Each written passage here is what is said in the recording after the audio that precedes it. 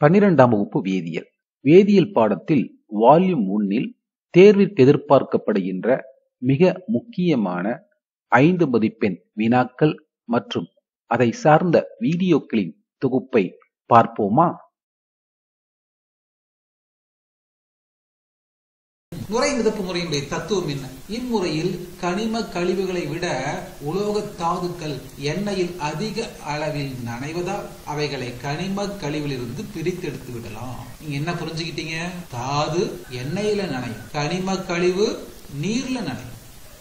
ஆக இந்த வித்தியாசத்தை பயன்படுத்தி தாதுக்களை அடர்ப்பிக்கக்கூடிய முறைதான் நுரை மிதப்பு முறை. படத்தை பார்க்கலாம். நுரை மிதப்பு முறையில இந்த கலன்ல நீர் மற்றும் பைன் எண்ணெய் கலவை எடுத்துக் கொள்ளப்படுகிறது. நீங்க கேட்கலாம், இந்த இடத்துல பைன் எண்ணெய் என்ன செய்ய போகுதுன்னு சொன்னா, பைன் எண்ணெயானது நீருடன் சேர்த்து கலக்கும் பொழுது நுரையை உண்டாக்குகிறது. ஆக நுரைக்கும் காரணி தான் பைன் எண்ணெய். இன்கேஸ் பைன் எண்ணெய் இல்லை என்றால் யூக்கலிப்டஸ் எண்ணெயும் எடுத்துக்கொள்ளலாம். நீர் மற்றும் பைன் எண்ணெயினுடைய கலவையானது இந்த கலனில் எடுத்துக்கொள்ளப்பட்டுள்ளது. நுரை மிதப்பு முறையில அடர்ப்பிக்கப்படக்கூடிய தாதுக்கள் சல்பைட் தாதுக்கள். இது நன்கு தூளாக்கப்பட்டு இந்த நீர் மற்றும் பைன் எண்ணெய் உள்ள தொட்டியில் எடுத்துக்கொள்ளப்படுகிறது. பின்பு அதிக அழுத்தத்துடன் கூடிய காற்று இந்த குழாயின் வழியாக செலுத்தப்படுகிறது. அவ்வாறு செலுத்தப்படும் பொழுது என்ன நிகழும்? காற்று குமிழ்கள் அதிகமாக உற்பத்தியாகும். இவைகள் எண்ணெய் மற்றும் நீருடன் சேர்ந்து நுரையை உண்டாக்கும். இந்த இடத்துல காற்று செலுத்துவதற்கு முன்பாக சேகரிப்பான் சோடியம் ஈத்தைல் சாந்தேட் சிறிதளவு சேர்க்கப்படுகிறது. ஏன் சோடியம் ஈத்தைல் சாந்தேட் சேர்க்கணும்? ஏன்னா சோடியம் ஈத்தைல் சாந்தேட்டும் சல்பைட் தாதுவும் இணைந்து எண்ணெயில் நினைந்து காற்று குமிழ்களின் மூலமாக நுரையாக மாறி நுரை அடுக்கை தோற்றுவிக்கிறது. பாருங்க, இதுதான் நுரை அடுக்கு. இந்த நுரை அடுக்குல தான் சோடியம் ஈத்தைல் சாந்தேட் அதாவது சேகரிப்பான் தாதுவை எண்ணெயுடன் இணைய செய்து நுரைக்கு கொண்டு செல்லக்கூடிய வல்லமையை பெற்றிருப்பது சோடியம் ஈத்தைல் சாந்தேட். ஆக அவை இணைந்து நுரை அடுக்கை உருவாக்கி இருக்கின்றன. இந்த நுரை அடுக்கில் தான் தாது உள்ளது, சல்பைட் தாது உள்ளது. இந்த சல்பைட் தாதுவை வேறு ஒரு கலனில் சேகரித்து சல்பைட் தாதுவானது அடர்ப்பிக்கப்படுகிறது. சரி, சல்பைட் தாதுவுடன் இருந்த மாசு என்னாச்சு? மாசினுடைய பண்பு என்னன்னா நீரில் நனையக்கூடியது. அது நீரில் நனைந்து அந்த கலனுடைய அடிபாகத்தில் படுகிறது. ஆக மாசுக்கள் அனைத்தும் இங்கே காணப்படுகின்றன. தாதுக்கள் அனைத்தும் நுரையுடன் சேர்ந்து இங்கு காணப்படுகின்றன. இதன் மூலமாக சல்பைட் தாதுவானது அடர்ப்பிக்கப்பட்டு விட்டது. ஆக மிக தெளிவாக புரிந்து கொண்டிருப்பீர்கள் என்று நம்புகின்றேன். இந்த நுரை மிதப்பு முறையின் மூலமாக என்னென்ன தாதுக்கள் அடர்ப்பிக்கப்படுகிறது பாத்தீங்கன்னா, சல்பைட் தாதுன்னு சொல்லிட்டேன். கலினா, ஜிங்க் பிளண்டு போன்ற சல்பைட் தாதுக்கள் இம்முறையின் மூலமாக அடர்ப்பிக்கப்படுகின்றன. நுரை மிதப்பு முறை குறிப்புகள். இம்முறையில் நன்கு தூள் செய்யப்பட்ட தாது நீரில் மூழ்க செய்யப்படுகிறது. இதனுடன் பைன் எண்ணெய், யூக்கலிப்டஸ் எண்ணெய் போன்ற நுரையை உருவாக்கும் காரணிகள் சேர்க்கப்பட்டு கலக்கப்படுகின்றன. 2. சேகரிப்பானாக செயல்படுவது சோடியம் ஈத்தைல் சாந்தேட். சிறிது சேர்க்கப்பட்டு கலவையின் வழியாக காற்று செலுத்தப்பட்டு நுரை உருவாக்கும் போது சோடியம் ஈத்தைல் சாந்தேட் தாது துகளுடன் இணைந்து நீர் விலக்கும் பன்மை உடையதாக்குகிறது. இதன் விளைவாக தாதுக்கள் எண்ணெயில் நனைந்து நுரையுடன் சேர்ந்து புறப்பரப்பை அடைகின்றன. இந்த நுரையானது வலித்தெடுக்கப்பட்டு பின் உலர்த்தப்பட்டு செறிவான தாது பெறப்படுகிறது. நீரில் நனையும் கனிம கழிவு துகள்கள் அடியில் தங்குகின்றன. நுரை மிதப்பு முறை மிக சிறப்பாக புரிந்து கொண்டிருக்கின்றோம். நுரை மிதப்பு முறையில மற்றொரு குறிப்பு மிக முக்கியமானது, குறைக்கும் காரணிகள் என்ன? நுரை மிதப்பு முறையில இதனுடைய பயன் என்ன? நுரை மிதப்பு முறையில் குறைக்கும் காரணிகளாக செயல்படுவது சோடியம் சயனைடு மற்றும் சோடியம் கார்பனேட். எதற்காக இது? நுரை மிதப்பு முறையானது சல்பைட் தாதுக்களை அடர்ப்பிக்கக்கூடிய முறை. சல்பைட் தாதுவை அடர்ப்பிக்கக்கூடிய அந்த செயல்பாட்டுல சல்பைட் தாதுவுடன் மற்றொரு சல்பைடு கனிம கழிவாக அமைந்தால் அப்போதுதான் குறைக்கும் காரணி தேவை. நாம் விரும்பும் சல்பைட் தாதுவை அடர்ப்பிக்க உடன் இருக்கின்ற சல்பைடு கனிம கழிவை நீக்க வேண்டும். இதற்கு குறைக்கும் காரணிகளான சோடியம் சயனைடோ அல்லது சோடியம் கார்பனேட்டோ சேர்த்து கனிம கழிவான சல்பைடு சேர்மத்தை நீரில் நனையக்கூடிய ஒரு அணைவு சேர்மமாக மாற்றி நாம் விரும்பும் சல்பைட் தாதுவை மட்டும் நுரையுடன் கொண்டு சென்று அடர்ப்பித்து விடலாம். இதுதான் குறைக்கும் காரணியினுடைய பயன். இதுக்கு ஒரு எடுத்துக்காட்டு பார்க்கலாம். எடுத்துக்காட்டாக கலினா. கலினான்றது லெட்டினுடைய முக்கியமான தாது. நாம் அதைத்தான் அடர்ப்பிக்க விரும்புகிறோம். அதனுடன் மாசாக இருப்பது ஜிங்க் சல்பைடு. இதுவும் சல்பைடு. நமக்கு வேண்டியதோ கலினா.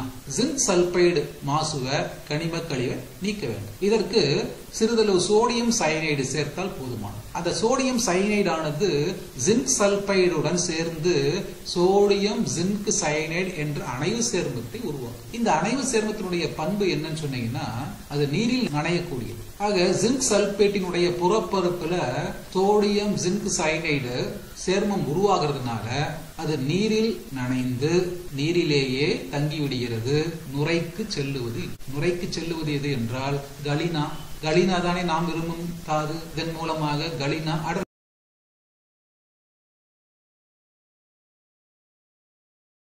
புல தூய்மையாக்கல் ஜோன் ரிஃபைனிங். மாசு கலந்த உலோகத்தை தூய்மைப்படுத்த பல்வேறு முறைகள் உள்ளன. அவற்றுள் ஒன்றுதான் புல தூய்மையாக்கல். இந்த கேள்வியானது மார்ச் 2020 மற்றும் ஏப்ரல் 2023 ஆகிய பொது தேர்வுகளில் கேட்கப்பட்ட மிக முக்கியமான கேள்வி. புல தூய்மையாக்கலினுடைய தத்துவம் பின்ன படிகமாக்கல், அதாவது பிராக்ஷனல் கிறிஸ்டலைசேஷன். தூய்மையற்ற உலோகத்தை உருக்கி பின் திண்மமாக்கும் போது மாசுக்கள் உருகு நிலையில் உள்ள பகுதியில் தங்குகின்றன என்ற தத்துவத்தின் அடிப்படையில் மாசு கலந்த உலோகமானது தூய்மைப்படுத்தப்படுகிறது. இதுவே புல தூய்மையாக்கலினுடைய தத்துவம். புல தூய்மையாக்கல் முறையில் எவ்வாறு தூய்மையற்ற உலோகம் தூய்மைப்படுத்தப்படுகிறது என்பதை பார்ப்போம்.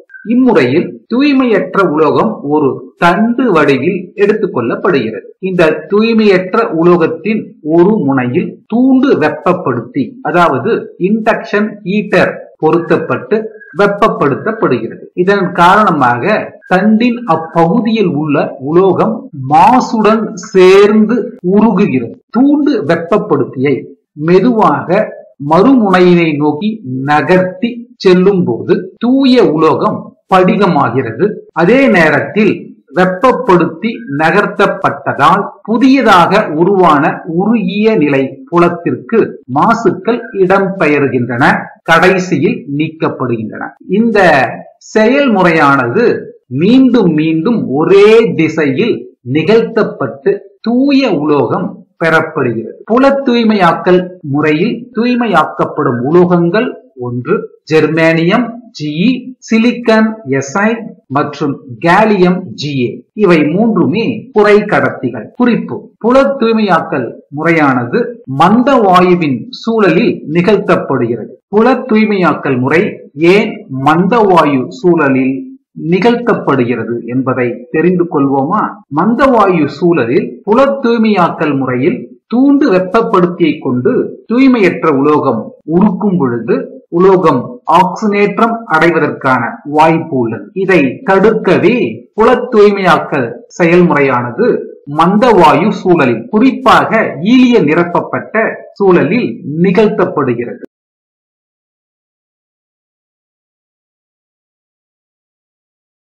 B2H6 என்ற வாய்ப்பாட்டை உடைய இச்சேர்மத்தில் 2 pH2 அலகுகள் 2 பால ஹைட்ரஜன்களால் பிணைக்கப்பட்டுள்ளன. எனவே இது 8 pH பிணைப்புகளை கொண்டுள்ளது. 1, 2, 3, 4, 5, 6, 7. எனினும் டைபோரேனில் 12 இணைதிறன் எலக்ட்ரான்களை மட்டும் கொண்டுள்ளது. இவை இயல்பான சகப்பிணைப்பிற்கு போதுமானதாக இல்லை. டைபோரேனில் எங்கெல்லாம் எலக்ட்ரான்கள் உள்ளன என்பதை 2, 4, 6, 8, 10, 12. ஆக டைபோரேனில் உள்ள இணைதிறன் எலக்ட்ரான்களின் எண்ணிக்கை 12. டைபோரேனில் உள்ள போரானின் இனக்கலப்பை பார்ப்போம். போரான் அணு எண் 5. இதன் எலக்ட்ரான் அமைப்பு ஈலியம் 2s2 2p1. இயல்பு நிலையில் 2s ஆர்பிட்டாலின் 2 எலக்ட்ரான்களும் 2p ஆர்பிட்டாலின் 1 எலக்ட்ரான். எலக்ட்ரான் உள்ளது. டைபோரேனை உருவாக்கும் பொழுது போரானானது கிளர்வுற்ற நிலைக்கு செல்லுகிறது. இதன் காரணமாக 2s ஆர்பிட்டாலில் உள்ள ஒரு எலக்ட்ரான் 2p ஆர்பிட்டாலுக்கு இடம்பெயர்கிறது. 3 தனித்த எலக்ட்ரான்களை கொண்டுள்ள sp3 ஆகிய ஆர்பிட்டால்கள் sp3 என்ற இனக்கலப்பை உருவாக்குகின்றன. ஆக 4 sp3 இனக்கலப்பு ஆர்பிட்டால்களில் 3 இனக்கலப்பு ஆர்பிட்டால்களில் ஒற்றை எலக்ட்ரான் காணப்படும். 4வது ஆர்பிட்டாலில் எலக்ட்ரான் இல்லாமல் காலியாக உள்ளது என்பதை நினைவில் கொள்ளது. டைபோரேனில் போரானானது ஹைட்ரஜனுடன் பிணைந்து காணப்படுகிறது. எனவே ஹைட்ரஜனின் அணு எண் 1, அதன் இனக்கலப்பு ஆர்பிட்டால் 1s1. ஆக 1s ஆர்பிட்டாலில் ஒரு எலக்ட்ரான் காணப்படும். இவற்றை நினைவில் கொண்டு வடிவமைப்பை நன்றாக புரிந்து கொள்ளும். இதில் காணப்படும் 4 முனைய BH பிணைப்புகளும் இயல்பான சகப்பிணைப்புகளாகும். சகப்பிணைப்புகளுக்கு தேவை 2 எலக்ட்ரான். 2 அணுக்களும் ஒவ்வொரு எலக்ட்ரான்களை வழங்குவதன் மூலமாக உருவாகின்ற பிணைப்பு தான் சகப்பிணைப்பு என்பதை நாம் அறிவோம். ஆக 1, 2, 3, 4 4 BH பிணைப்புகளும் இயல்பான சகப்பிணைப்புகள். இந்த பிணைப்புகள் உருவாக தேவைப்படுகின்ற மொத்த எலக்ட்ரான்கள் 8. இந்த பிணைப்புகளைத்தான் இரு மைய இரு எலக்ட்ரான் பிணைப்பு என்று அழைக்கின்றோம். அதாவது 2 சென்டர் 2 எலக்ட்ரான் பாண்ட். இவை மொத்தம் 4. 1, 2, 3, 4. எஞ்சியுள்ள 4 எலக்ட்ரான், ஏனெனில் B2H6 இல் மொத்தமாக 12 இணைதிறன் எலக்ட்ரான்கள் தான் உள்ளன என்பதை நாம் அறிவோம். இதில் 8 எலக்ட்ரான்கள் இயல்பான சகப்பிணைப்புக்கு பயன்படுத்தப்பட்டுள்ளது. எஞ்சியுள்ள 4 எலக்ட்ரான்கள் தான் பால பிணைப்புகளுக்கு பயன்படுத்தி கொள்ள வேண்டும். அதாவது 2 3 மைய BHP பிணைப்புகள் ஒவ்வொன்றுக்கும் 2 எலக்ட்ரான்களை பயன்படுத்தி கொள்கின்றன. இதனால் 3 மைய இரு எலக்ட்ரான் பிணைப்புகள் 2 உருவாகிறது. 2 பால ஹைட்ரஜன் அணுக்களும் ஒரே தளத்தில் அமைகின்றன என்பதை நினைவில் கொள்ள வேண்டும். இரு மைய இரு எலக்ட்ரான் பிணைப்பு எவ்வாறு உருவாகிறது என்பதை பார்ப்போம். டைபோரேனில் போரான் அணுவானது sp3 இனக்கலப்பில் உள்ளது என்பதை நாம் அறிவோம். 4 sp3 இனக்கலப்பு ஆர்பிட்டால்களில் 3 ஆர்பிட்டால்கள் ஒற்றை எலக்ட்ரானை கொண்டுள்ளன. 4ஆம் ஆர்பிட்டால் காலியாக உள்ளதையும் நாம் அறிவோம். 2 போரான் sp3 இனக்கலப்பில் காணப்படுகிறது. 4 sp3 இனக்கலப்பு ஆர்பிட்டால்களில் 3 ஆர்பிட்டால்களில் ஒற்றை எலக்ட்ரான் காணப்படுகிறது. 4வது ஆர்பிட்டால் எலக்ட்ரான் இல்லாமல் காலியாக உள்ளது. இந்த நிலையில் ஹைட்ரஜன் அணுவில் 1s ஆர்பிட்டால் பாதி நிரம்பிய போரானின் sp3 ஆர்பிட்டாலுடன் மேற்பொருந்தி சகப்பிணைப்பை தோற்றுவிக்கிறது. 1, 2, 3, 4. இந்த பிணைப்பை உற்று நோக்கி பார். போரான் என்ற அணு ஒரு எலக்ட்ரானையும் ஹைட்ரஜன் என்ற அணு மற்றொரு எலக்ட்ரானையும் வழங்குவதனால் உருவாகின்ற இந்த பிணைப்பு இரு மைய இரு எலக்ட்ரான் பிணைப்பு என்று அழைக்கப்படுகிறது. இத்தகைய பிணைப்புகளின் எண்ணிக்கை 4. 1, 2, 3, 4. ஆக இரு மைய இரு எலக்ட்ரான் பிணைப்பு எவ்வாறு உருவாகிறது என்பதை தெரிந்து கொண்டீர்கள். 3 மைய இரு எலக்ட்ரான் பிணைப்பு எவ்வாறு உருவாகிறது என்பதை பார்ப்போம். ஒவ்வொரு போரான் அணுவிலும் ஒரு காலி ஆர்பிட்டாலும் ஒரு பாதி நிரம்பிய இனக்கலப்பு ஆர்பிட்டாலும் காணப்படுகிறது அல்லவா? அதாவது ஒரு பாதி நிரம்பிய ஆர்பிட்டாலும் ஒரு காலி ஆர்பிட்டாலும் ஒவ்வொரு போரானிலும் காணப்படும். இந்த நிலையில் ஹைட்ரஜன் அணுவினுடைய 1s ஆர்பிட்டாலும் பாதி நிரம்பிய போரானின் ஆர்பிட்டாலும் மற்றொரு போரானின் வெற்று ஆர்பிட்டாலும் மேற்பொருந்தி மும்மைய இரு எலக்ட்ரான் பால பிணைப்பை உண்டாக்குகிறது. அதுபோல மற்றொரு போரானின் பாதி நிரம்பிய ஆர்பிட்டாலும் மற்றொரு போரானின் காலியான ஆர்பிட்டாலும் ஹைட்ரஜனின் 1s ஆர்பிட்டாலுடன் மேற்பொருந்தி மும்மைய இரு எலக்ட்ரான் பால பிணைப்பை தோற்றுவிக்கிறது. 3 மைய இரு எலக்ட்ரான் பிணைப்பு எவ்வாறு உருவாகிறது என்பதை புரிந்து கொண்டிருக்கும்.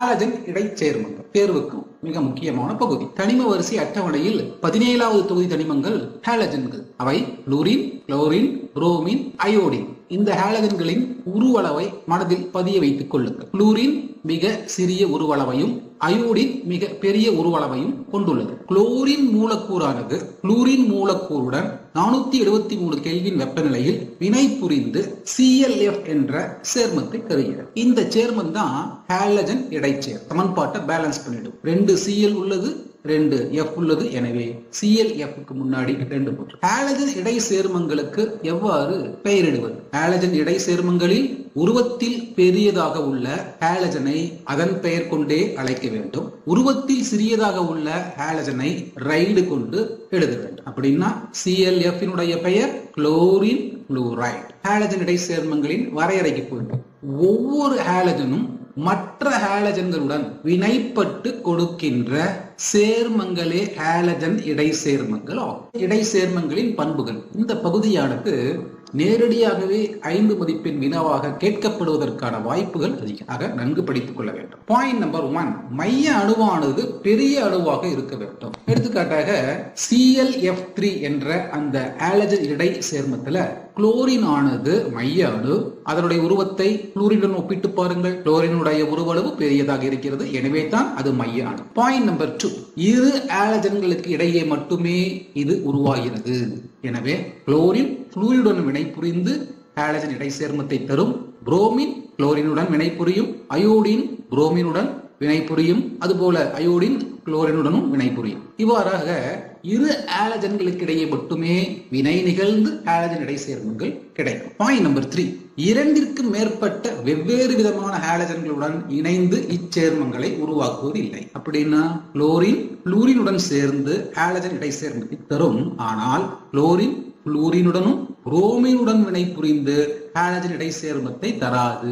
பாயிண்ட் நம்பர் 4, புளூரின் மிக சிறிய உருவளவை பெற்றிருப்பதால் அது மைய அணுவாக செயல்பட இயலாது. ஏன்னா பாயிண்ட் நம்பர் 1லயே சொல்லிட்டாங்க, மைய அணுவானது பெரிய அணுவாக இருக்கும். எனவே ஹாலஜன் இடை சேர்மங்களில் புளூரின் மைய அணுவாக இருக்க முடியாது. பாயிண்ட் நம்பர் 5, அதிக எலக்ட்ரான் கவர்த்தன்மை மற்றும் சிறிய உருவளவு ஆகியனவற்றை புளூரின் பெற்றிருப்பதால் மைய அணுவானது அதிகபட்ச அணைவு எண்ணை பெறுகிறது. இந்த எடுத்துக்காட்டை பாருங்க. அயோடின் ஹெப்டாஃப்ளூரைடு. இதுல அயோடின் மைய அணு. இந்த மைய அணுவினுடைய அணைவு எண் 7. 1 2 3 4 5 6 7. அயோடினுடைய அணைவு எண் 7 ஆக இருப்பதற்கு மிக சிறிய உருவளவு அதிக எலக்ட்ரான் கவர்த்தன்மை கொண்ட புளூரின் தான் காரணம். பாயிண்ட் நம்பர் 6, ஹாலஜன் இடை சேர்மங்கள் சுய அயனியாதலுக்கு உட்படுகின்றன. அப்படின்னா தானாகவே அயனியாகும். நேர்மின் சுமை கொண்ட பகுதியாகவும் எதிர்மின் சுமை கொண்ட பகுதியாகவும் தானாகவே பிரிந்துடும். எடுத்துக்காட்டாக அயோடின் குளோரைடு கவனிங்க. இது சுயமாகவே I+ ஆகவும் +iCl2- ஆகவும் பிரிகை அடையும். இந்த சமநிலை வினையை பேலன்ஸ் பண்ணிடுவோம். 2 Cl இருக்கிறதுனால ICLக்கு முன்னாடி 2. 7, இடைசிறுகல் சேர்மங்கள் என்றால் என்ன? உதாரணங்கள் தருக. இடைசிறுகல் சேர்மங்களின் பண்புகள் யாவை? What are interstitial compounds and give its properties? இடைசிறுகல் சேர்மங்கள் என்றால் என்ன? உதாரணங்கள் தருக. What are interstitial compounds? Most important question. இங்க பார்க்கிறது உலோக அணுக்கோவை தளம். இந்த உலோக அணுக்கோவை தளத்தில் உலோகத்தினுடைய அணுக்கள் இடம்பெற்றிருக்கின்றது. இந்த அணுக்களுக்கு இடையே வெற்றிடங்கள் காணப்படுகின்றன. இந்த வெற்றிடங்களைத்தான் இடைசிறுகல் துளைகள் என அழைக்கப்படுகின்றன. இந்த இடைசிறுகல் துளைகளில் சிறிய அணுக்களான ஹைட்ரஜனோ, போரானோ, கார்பனோ அல்லது நைட்ரஜனோ இடம்பெற்று உருவாக்குகின்ற சேர்மங்களே இடைசிறுகல் சேர்மங்கள் என்று அழைக்கப்படுகின்றன. ஒரு உலோக அணுக்கோவை தளத்தில் உள்ள இடைசிறுகல் துளைகளில் ஹைட்ரஜன், போரான், கார்பன் அல்லது நைட்ரஜன் போன்ற சிறிய அணுக்கள் இடம்பெறுவதால் ஏற்படும் சேர்மங்கள் இடைசிறுகல் சேர்மங்கள் என்று அழைக்கப்படுகின்றன. இந்த இடைசிறுகல் சேர்மங்களானது இடைசிறுகல் உலோக கலவை என்றும் அறியப்படுகிறது. இவைகள் வேதிவினை கூறு விகித அடிப்படையில் அமையாத சேர்மங்கள், அதாவது நான் ஸ்டாய்கியோமெட்ரிக் என்று சொல்லுவார்கள். இந்த இடைசிறுகல் சேர்மங்களுக்கான எடுத்துக்காட்டுகள் TiC, titanium carbide, ZrH1.92, zirconium hydride, Mn4n, manganese nitride, etc. கேள்வி எண் 2, இடைசிறுகல் சேர்மங்களின் பண்புகள் யாவை? இவ்வாறு உருவாகின்ற இடைசிறுகல் சேர்மங்களானது அதில் இடம்பெறுகின்ற அணுக்களின் காரணமாக உலோக கலவைக்கு புதிய பண்புகளை பெறுகின்றன. 1, இவைகள் கடினமானவை, மேலும் வெப்ப மற்றும் மின் கடத்தும் தன்மையை பெற்றுள்ளன. எடுத்துக்காட்டாக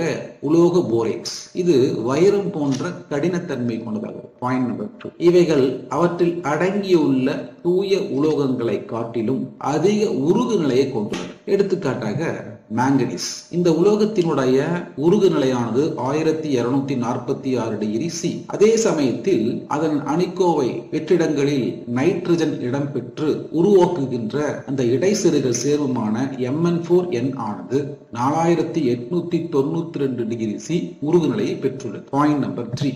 இடைநிலை உலோகங்களின் ஹைட்ரைடுகள் வலிமை மிக்க ஆக்சிஜன் ஒடுக்கிகள், பவர்ஃபுல் ரெடியூசிங் ஏஜென்ட்ஸ். எடுத்துக்காட்டாக கரிம வேதி வினைகளில் பல்லாடியம் ஹைட்ரைடு பயன்பாட்டை நாம் பார்த்திருப்போம். பல்லாடியம் ஹைட்ரைடு PdH0.5. இந்த இடைசெருகல் சேர்மமானது கரிம ஒடுக்க வினைகளில் பயன்படுத்தப்படுகிறது. Point number 4. உலோக கார்பைடுகள் வேதி மந்த தன்மையை பெற்றுள்ளன, அதாவது கெமிக்கலி இனர்ட்னு சொல்லுவாங்க. மற்ற கனிமங்கள் சேர்மங்களுடன் அவ்வளவு எளிதாக உலோக கார்பைடுகள் வினை புரிவது இல்லை. எடுத்துக்காட்டாக டைட்டேனியம் கார்பைடு.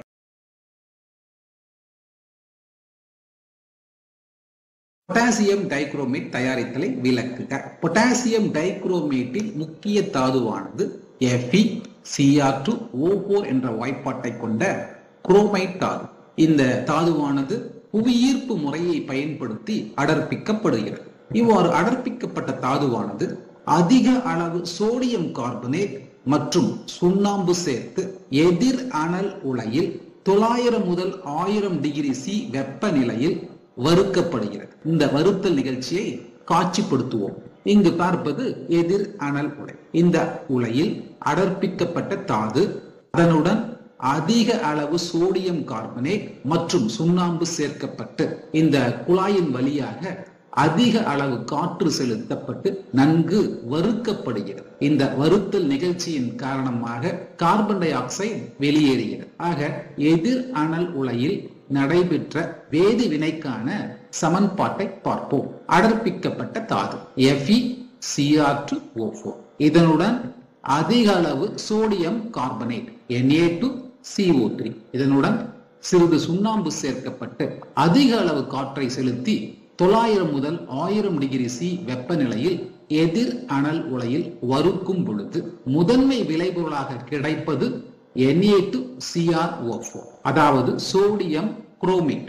இதனுடன் ஃபெர்ரிக் ஆக்சைடு மற்றும் கார்பன் டை ஆக்சைடு கிடைக்கிறது. கார்பன் டை ஆக்சைடு ஆனது எதிர் அனல் உலையின் இந்த துவாரத்தின் வழியாக வெளியேறுகிறது.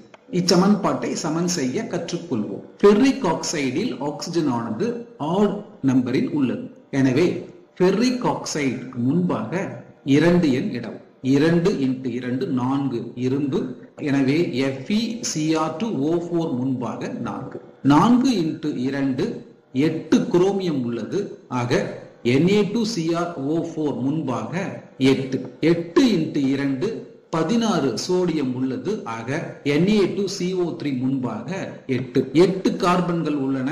ஆக கார்பன் டை ஆக்சைடு முன்பு 8. தற்போது சமன் செய்யப்பட வேண்டியது ஆக்சிஜன். வினை விளை பொருள் பகுதியில் மொத்தமாக 16 + 6 + 32 ஆக மொத்தம் 54 ஆக்சிஜன்கள் உள்ளன. எனவே 16 ஆக்சிஜன் + 24 ஆக்சிஜன். ஆக்சிஜன் முன்பு 7 எண் இடுவதன் மூலமாக வினை படு பொருள் பகுதியிலும் 54 ஆக்சிஜன்கள் பெறப்பட்டு சமன்பாடானது சமன் செய்யப்பட்டுவிட்டது. ஆக வறுத்தலின் மூலம் பெறப்பட்ட சோடியம் குரோமேட் மற்றும் ஃபெர்ரிக் ஆக்சைடை எவ்வாறு பிரித்து அடுத்த படிநிலைக்கு கொண்டு செல்வது என்பதை பற்றி பார்ப்போம். வறுக்கப்பட்ட தாதுவானது பின் நீருடன் சேர்க்கப்பட்டு கரையாத இரும்பு ஆக்சைடிலிருந்து, அதாவது ஃபெர்ரிக் ஆக்சைடிலிருந்து கரையக்கூடிய சோடியம் குரோமேட்டாக பிரித்தெடுக்கப்படுகிறது. இவ்வாறு பெறப்பட்ட சோடியம் குரோமேட் மஞ்சள் நிற கரைசலை அடர் கந்தக அமிலத்துடன் வினைப்படுத்தும் போது சோடியம் குரோமேட் ஆனது சோடியம் டைகுரோமேட்டாக மாற்றப்படுகிறது. இதற்கான சமன்பாட்டை பார்ப்போம். சோடியம் குரோமேட் Na2CrO4 ஆனது அடர் கந்தக அமிலத்துடன், அதாவது H2SO4 உடன் சேர்த்து வினைப்படுத்தும் பொழுது சோடியம் குரோமேட் சோடியம் டைகுரோமேட்டாக மாறுகிறது. அதாவது Na2Cr2O7 உடன் சோடியம் சல்பேட் மற்றும் நீர் கிடைக்கும். ஆக இந்த வினையின் மூலம் சோடியம் குரோமேட் ஆனது சோடியம் டைகுரோமேட்டாக மாற்றப்பட்டுள்ளது. இந்த சமன்பாட்டை சமன் செய்ய கற்றுக்கொள்வோம். 2 குரோமியம், எனவே சோடியம் குரோமேட் முன்பு 2. சமன்பாடானது சமன் செய்யப்பட்டு விட்டது. இவ்வாறு பெறப்பட்ட சோடியம் டைகுரோமேட்டை எவ்வாறு பொட்டாசியம் டைகுரோமேட்டாக மாற்றுவது என்பதை தெவிட்டிய நிலையில் உள்ள சோடியம் டைகுரோமேட் கரைசலை பொட்டாசியம் குளோரைடுடன் சேர்த்து வினைப்படுத்தும் பொழுது பொட்டாசியம் டைகுரோமேட்டும் சோடியம் குளோரைடும் கிடைக்கிறது. இச்சமன்பாட்டை சமன் செய்வோம். 2 பொட்டாசியம் ஆக பொட்டாசியம் குளோரைடு முன்பு 2, 2 குளோரின் ஆக சோடியம் குளோரைடு முன்பு 2. சமன்பாடானது சமன் செய்யப்பட்டு விட்டது.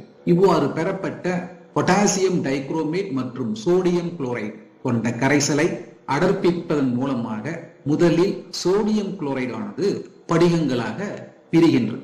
கரைசலிலிருந்து சோடியம் குளோரைடு வடிகட்டப்பட்டு நீக்கப்படுகிறது. சூடான நிலையில் உள்ள பொட்டாசியம் டைகுரோமேட் கரைசலை குளிர்விப்பதன் மூலமாக பொட்டாசியம் டைகுரோமேட் படிகங்கள் பெறப்படுகின்றன.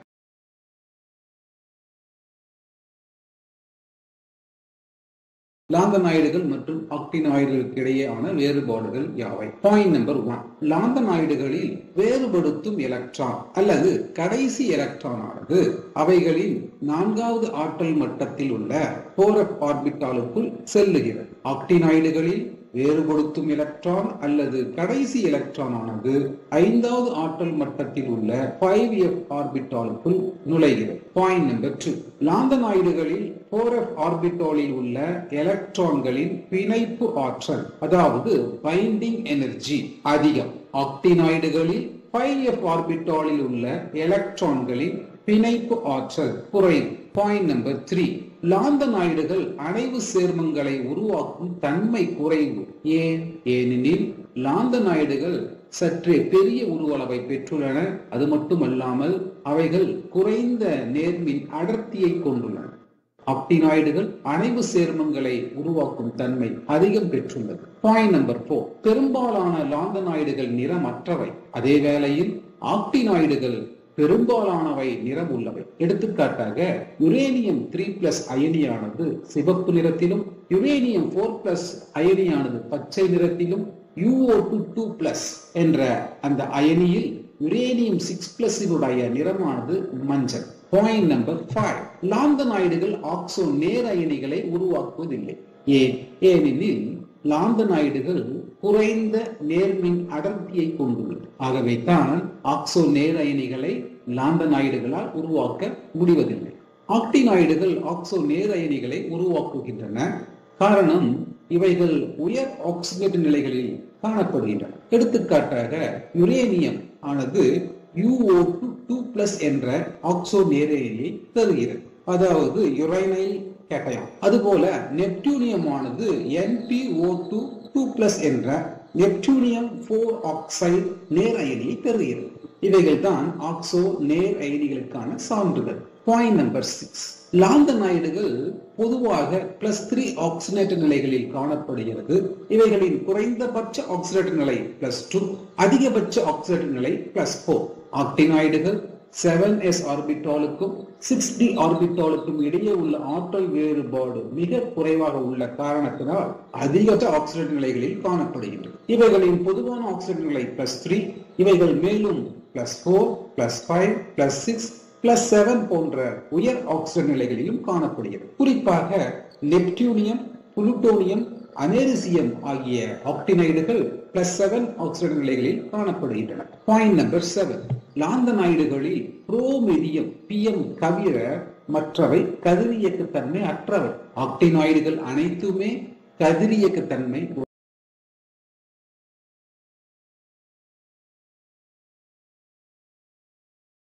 அணைவு சேர்மங்களுக்கான வெர்னரின் கொள்கையின் கருதுகோள்கள். 1.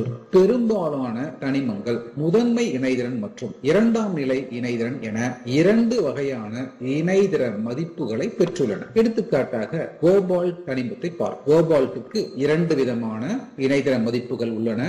1.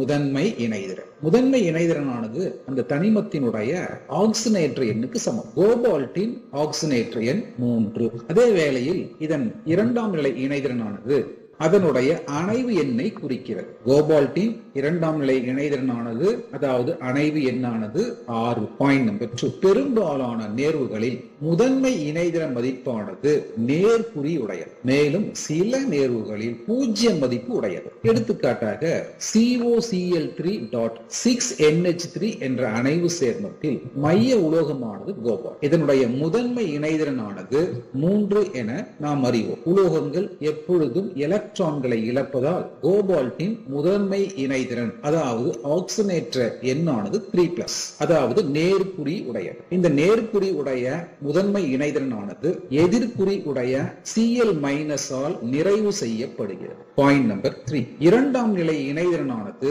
எதிர் அயனிகள், நடுநிலை மூலக்கூறுகள், நேர் அயனிகளால் நிறைவு செய்யப்படுகின்றது. எடுத்துக்காட்டாக COCl3.6NH3 என்ற அணைவு சேர்மத்தில் கோபால்ட் ஆனது மைய உலோகம். இதன் இரண்டாம் நிலை இணைதிறன் 6. அதை 6NH3 என்ற நடுநிலை மூலக்கூறு நிறைவு செய்கிறது. Point number 4. வெர்னரின் கூற்றுப்படி ஒரு அணைவு சேர்மத்தில் மைய உலோக அயனியை சுற்றி 2 விதமான ஈர்ப்பு தன்மையுடைய கோளங்கள் காணப்படுகின்றன. எடுத்துக்காட்டாக COCl3.6NH3 என்ற அணைவு சேர்மத்தில் மைய உலோக அயனியானது கோபால்ட் 3+, இதை சுற்றி 2 விதமான கோளங்கள் உள்ளன. உட்புற கோளமானது அணைவு கோளம் என அழைக்கப்படுகிறது. இந்த கோளத்தில் உள்ள தொகுதிகளானது உலோகத்துடன் வலிமையாக பிணைக்கப்பட்டுள்ளன. அதே வேளையில் வெளிப்புற கோளமானது அயனி கோளம் என அழைக்கப்படுகிறது. அயனி கோளத்தில் உள்ள அயனிகளோ அல்லது தொகுதிகளோ மைய உலோக அயனியுடன் வலுவற்று பிணைக்கப்பட்டுள்ளது. எனவே COCl3.6NH3 என்ற அணைவு சேர்மத்தை தகுந்த கரைப்பானில் கரைக்கும் பொழுது அயனியாகும் கோளத்தில் உள்ள அயனிகள் அயனியுறுகின்றன. 5. முதன்மை இணைதிறனுக்கு திசை பண்பு இல்லை. எடுத்துக்காட்டாக COCl3.6NH3 என்ற அணைவு சேர்மத்தில் CO3+ என்ற மைய உலோக அயனியை சுற்றி அமைந்திருக்கின்ற 3 Cl- அயனிகளானது முதன்மை இணைதிறனை ஈடு செய்யக்கூடியது. இது CO3+ சுற்றி எங்கு வேண்டுமானாலும் பிணைப்பை ஏற்படுத்திக் கொள்ளும். எனவே முதன்மை இணைதிறனுக்கு திசை பண்பு இல்லை. அதே வேளையில் இரண்டாம் நிலை இணைதிறன் திசை பண்பினை பெற்றுள்ளது. இரண்டாம் நிலை இணைதிறனை நிறைவு செய்யும் தொகுதிகள் முப்பரிமாண வெளியில் ஒரு குறிப்பிட்ட திசையில் அமைவதன் மூலம் அணைவு சேர்மங்கள் குறிப்பிட்ட வடிவமைப்பினை பெறுகின்றன. இரண்டாம் நிலை இணைதிறன் என்பது அந்த உலோகம் அல்லது உலோக அயனியினுடைய அணைவு எண்ணை குறிக்கும். ஆக அணைவு எண்ணை பொறுத்து அணைவு சேர்மங்களானது குறிப்பிட்ட வடிவமைப்பை பெறும். ஒரு அணைவு சேர்மத்தின் அணைவு எண் 4 உள்ள போது நான்முகி என்ற வடிவமைப்பை அது பெறும். எடுத்துக்காட்டாக நிக்கல் டெட்ரா கார்பனைல் என்ற அணைவு சேர்மத்தில் நிக்கல் ஆனது மைய உலோகம். இதனுடைய அணைவு எண் 4.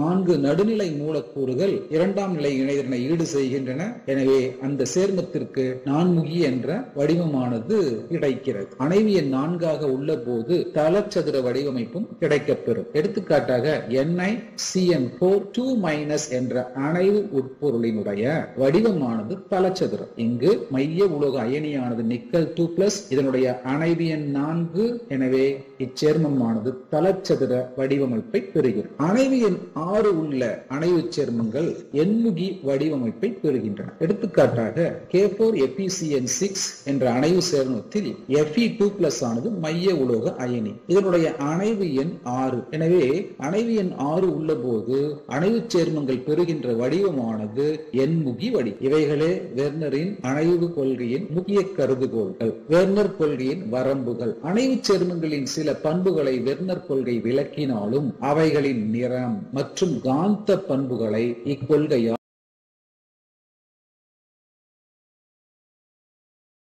இணைதிற பிணைப்பு கொள்கையின் முக்கிய கருதுகோள்கள் யாவை? Point number 1. அணைவு சேர்மங்களில் காணப்படும் ஈனி உலோக பிணைப்பானது சகப்பிணைப்பு தன்மை உடையது. இப்பிணைப்பானது ஈனிக்கும் மைய உலோக அயனிக்கும் இடையே ஈனி வழங்கும் எலக்ட்ரான்கள் பங்கிடப்படுவதால் ஏற்படுகிறது. பாயிண்ட் நம்பர் 1 காட்சிப்படுத்தி புரிந்து கொள்வோம். இங்கு பார்ப்பது பிளாட்டினத்தினுடைய அணைவு சேர்மம். இந்த அணைவு சேர்மத்தில் பிளாட்டினம் அமீன் இடையே உள்ள அந்த பிணைப்பினுடைய தன்மையை பார்ப்போம். NH3 என்ற அம்மீன் ஈனியானது நைட்ரஜன் மீது உள்ள இணை எலக்ட்ரான்களை மைய உலோக அயனிக்கு வழங்கி ஈனிக்கும் மைய உலோகத்துக்கும் இடையே பங்கிடப்படுகிறது. இதனால் உருவான பிணைப்பானது சகப்பிணைப்பு தன்மை உடையதாக உள்ளது. பாயிண்ட் நம்பர் 2, ஒவ்வொரு ஈனியும் குறைந்தபட்சம் ஒரு தனித்த இரட்டை எலக்ட்ரான்களை கொண்டுள்ள நிரப்பப்பட்ட ஆர்பிட்டாலை பெற்றிருக்க வேண்டும். எடுத்துக்காட்டாக NH3 அமீன் ஈனியை பார்ப்போம். அமீன் ஈனியில் உள்ள நைட்ரஜனின் இணைதிறன் கூட்டில் 2s மற்றும் 2p ஆர்பிட்டால்கள் உள்ளன என்பதை நாம் அறிவோம். 2s ஆர்பிட்டாலில் 2 எலக்ட்ரான்களும் 2p ஆர்பிட்டாலில் தனித்த 3 எலக்ட்ரான்களும் இவ்வாறாக இருக்கும். நைட்ரஜனினுடைய இந்த இணைதிற ஆர்பிட்டாலில் ஹைட்ரஜன் ஆனது தன்னிடத்தில் உள்ள எலக்ட்ரானை வழங்கி அமோனியாவாக மாறுகிறது. தற்போது கவனிக்க வேண்டியது 2s ஆர்பிட்டாலில் உள்ள இந்த இணை எலக்ட்ரான்களானது தனித்த இணை எலக்ட்ரான்களாக நைட்ரஜன் மீது உள்ளது.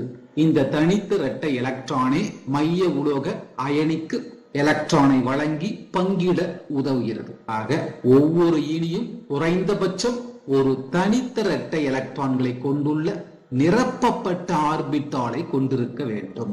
பாயிண்ட் நம்பர் 3, ஒரு அணைவு அயனியில் உள்ள மைய உலோக அயனியானது ஈனிகள் வழங்கும் ஓரின எலக்ட்ரான்களை ஏற்றுக்கொள்ள ஏதுவாக தேவையான எண்ணிக்கையில் காலியான ஆர்பிட்டால்களை பெற்றிருக்க வேண்டும். இதை எவ்வாறு புரிந்து கொள்வது?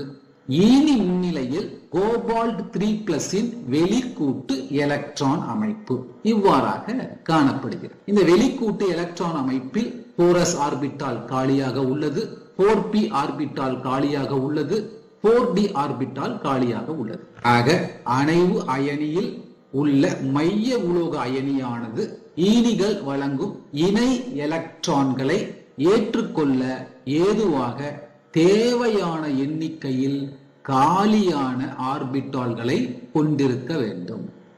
பாயிண்ட் நம்பர் 4, மைய உலோக அணுவின் இந்த வெற்று ஆர்பிட்டால்கள் இனக்கலப்படைகின்றன. அதாவது ஒப்பிடத்தக்க ஆற்றலுடைய அணு ஆர்பிட்டால்கள் ஒன்றோடு ஒன்று கலந்து சம எண்ணிக்கையில் சம ஆற்றலை உடைய புதிய ஆர்பிட்டால்களை உருவாக்குகின்றன. இங்கு பார்ப்பது மைய உலோக அயனியினுடைய d ஆர்பிட்டால், இது s ஆர்பிட்டால், இது p ஆர்பிட்டால், இது d ஆர்பிட்டால். 3d ஆர்பிட்டாலில் எலக்ட்ரான்கள் உள்ளன. 4s, 4p, 4d ஆகிய ஆர்பிட்டால்கள் காலியாக உள்ளன. சம ஆற்றலை உடைய அணு ஆர்பிட்டால்கள் ஒன்றோடு ஒன்று கலந்து சம எண்ணிக்கையில் சம ஆற்றலை உடைய புதிய ஆர்பிட்டாலை உருவாக்குகிறது. இங்கு 4s orbital, 4p orbital, 4d ஆர்பிட்டாலில் 2 ஆர்பிட்டால்கள் ஒன்றோடு ஒன்று கலந்து உருவாக்குகின்ற புதிய ஆர்பிட்டால் இனக்கலப்பு ஆர்பிட்டால். அந்த இனக்கலப்பு ஆர்பிட்டால் ஆனது sp3t2 என அழைக்கப்படுகிறது. பாயிண்ட் நம்பர் 5, மைய உலோக அணுவின் இனக்கலப்படைந்த வெற்று ஆர்பிட்டால்கள் ஈனிகளின் எலக்ட்ரான் நிரப்பப்பட்ட ஆர்பிட்டால்களுடன் நேர்கோட்டில் மேற்பொருந்தி உலோகம் மற்றும் ஈனிகளுக்கு இடையே ஈதல் சிக்மா சகப்பிணைப்பினை ஏற்படுத்துகின்றன. இங்கு பார்ப்பது ஒரு அணைவு சேர்மம். இந்த அணைவு சேர்மத்தில் கோபால்ட்டின் இனக்கலப்படைந்த ஆர்பிட்டாலுடன் அம்மீன் ஈனிகளின் எலக்ட்ரான் நிறைந்த ஆர்பிட்டால் மேற்பொருந்தி உலோக ஈனிகளுக்கிடையே ஈதல் சகப்பிணைப்பினை ஏற்படுத்துகின்றன. இங்கு பார்ப்பது ஈதல் சிக்மா சகப்பிணை. ஈனியின் எலக்ட்ரான் நிறைந்த ஆர்பிட்டாலும் மைய உலோகத்தினுடைய வெற்று ஆர்பிட்டாலும் மேற்பொருந்துவதால் ஈதல் சிக்மா சகப்பிணைப்பு உருவாகிறது.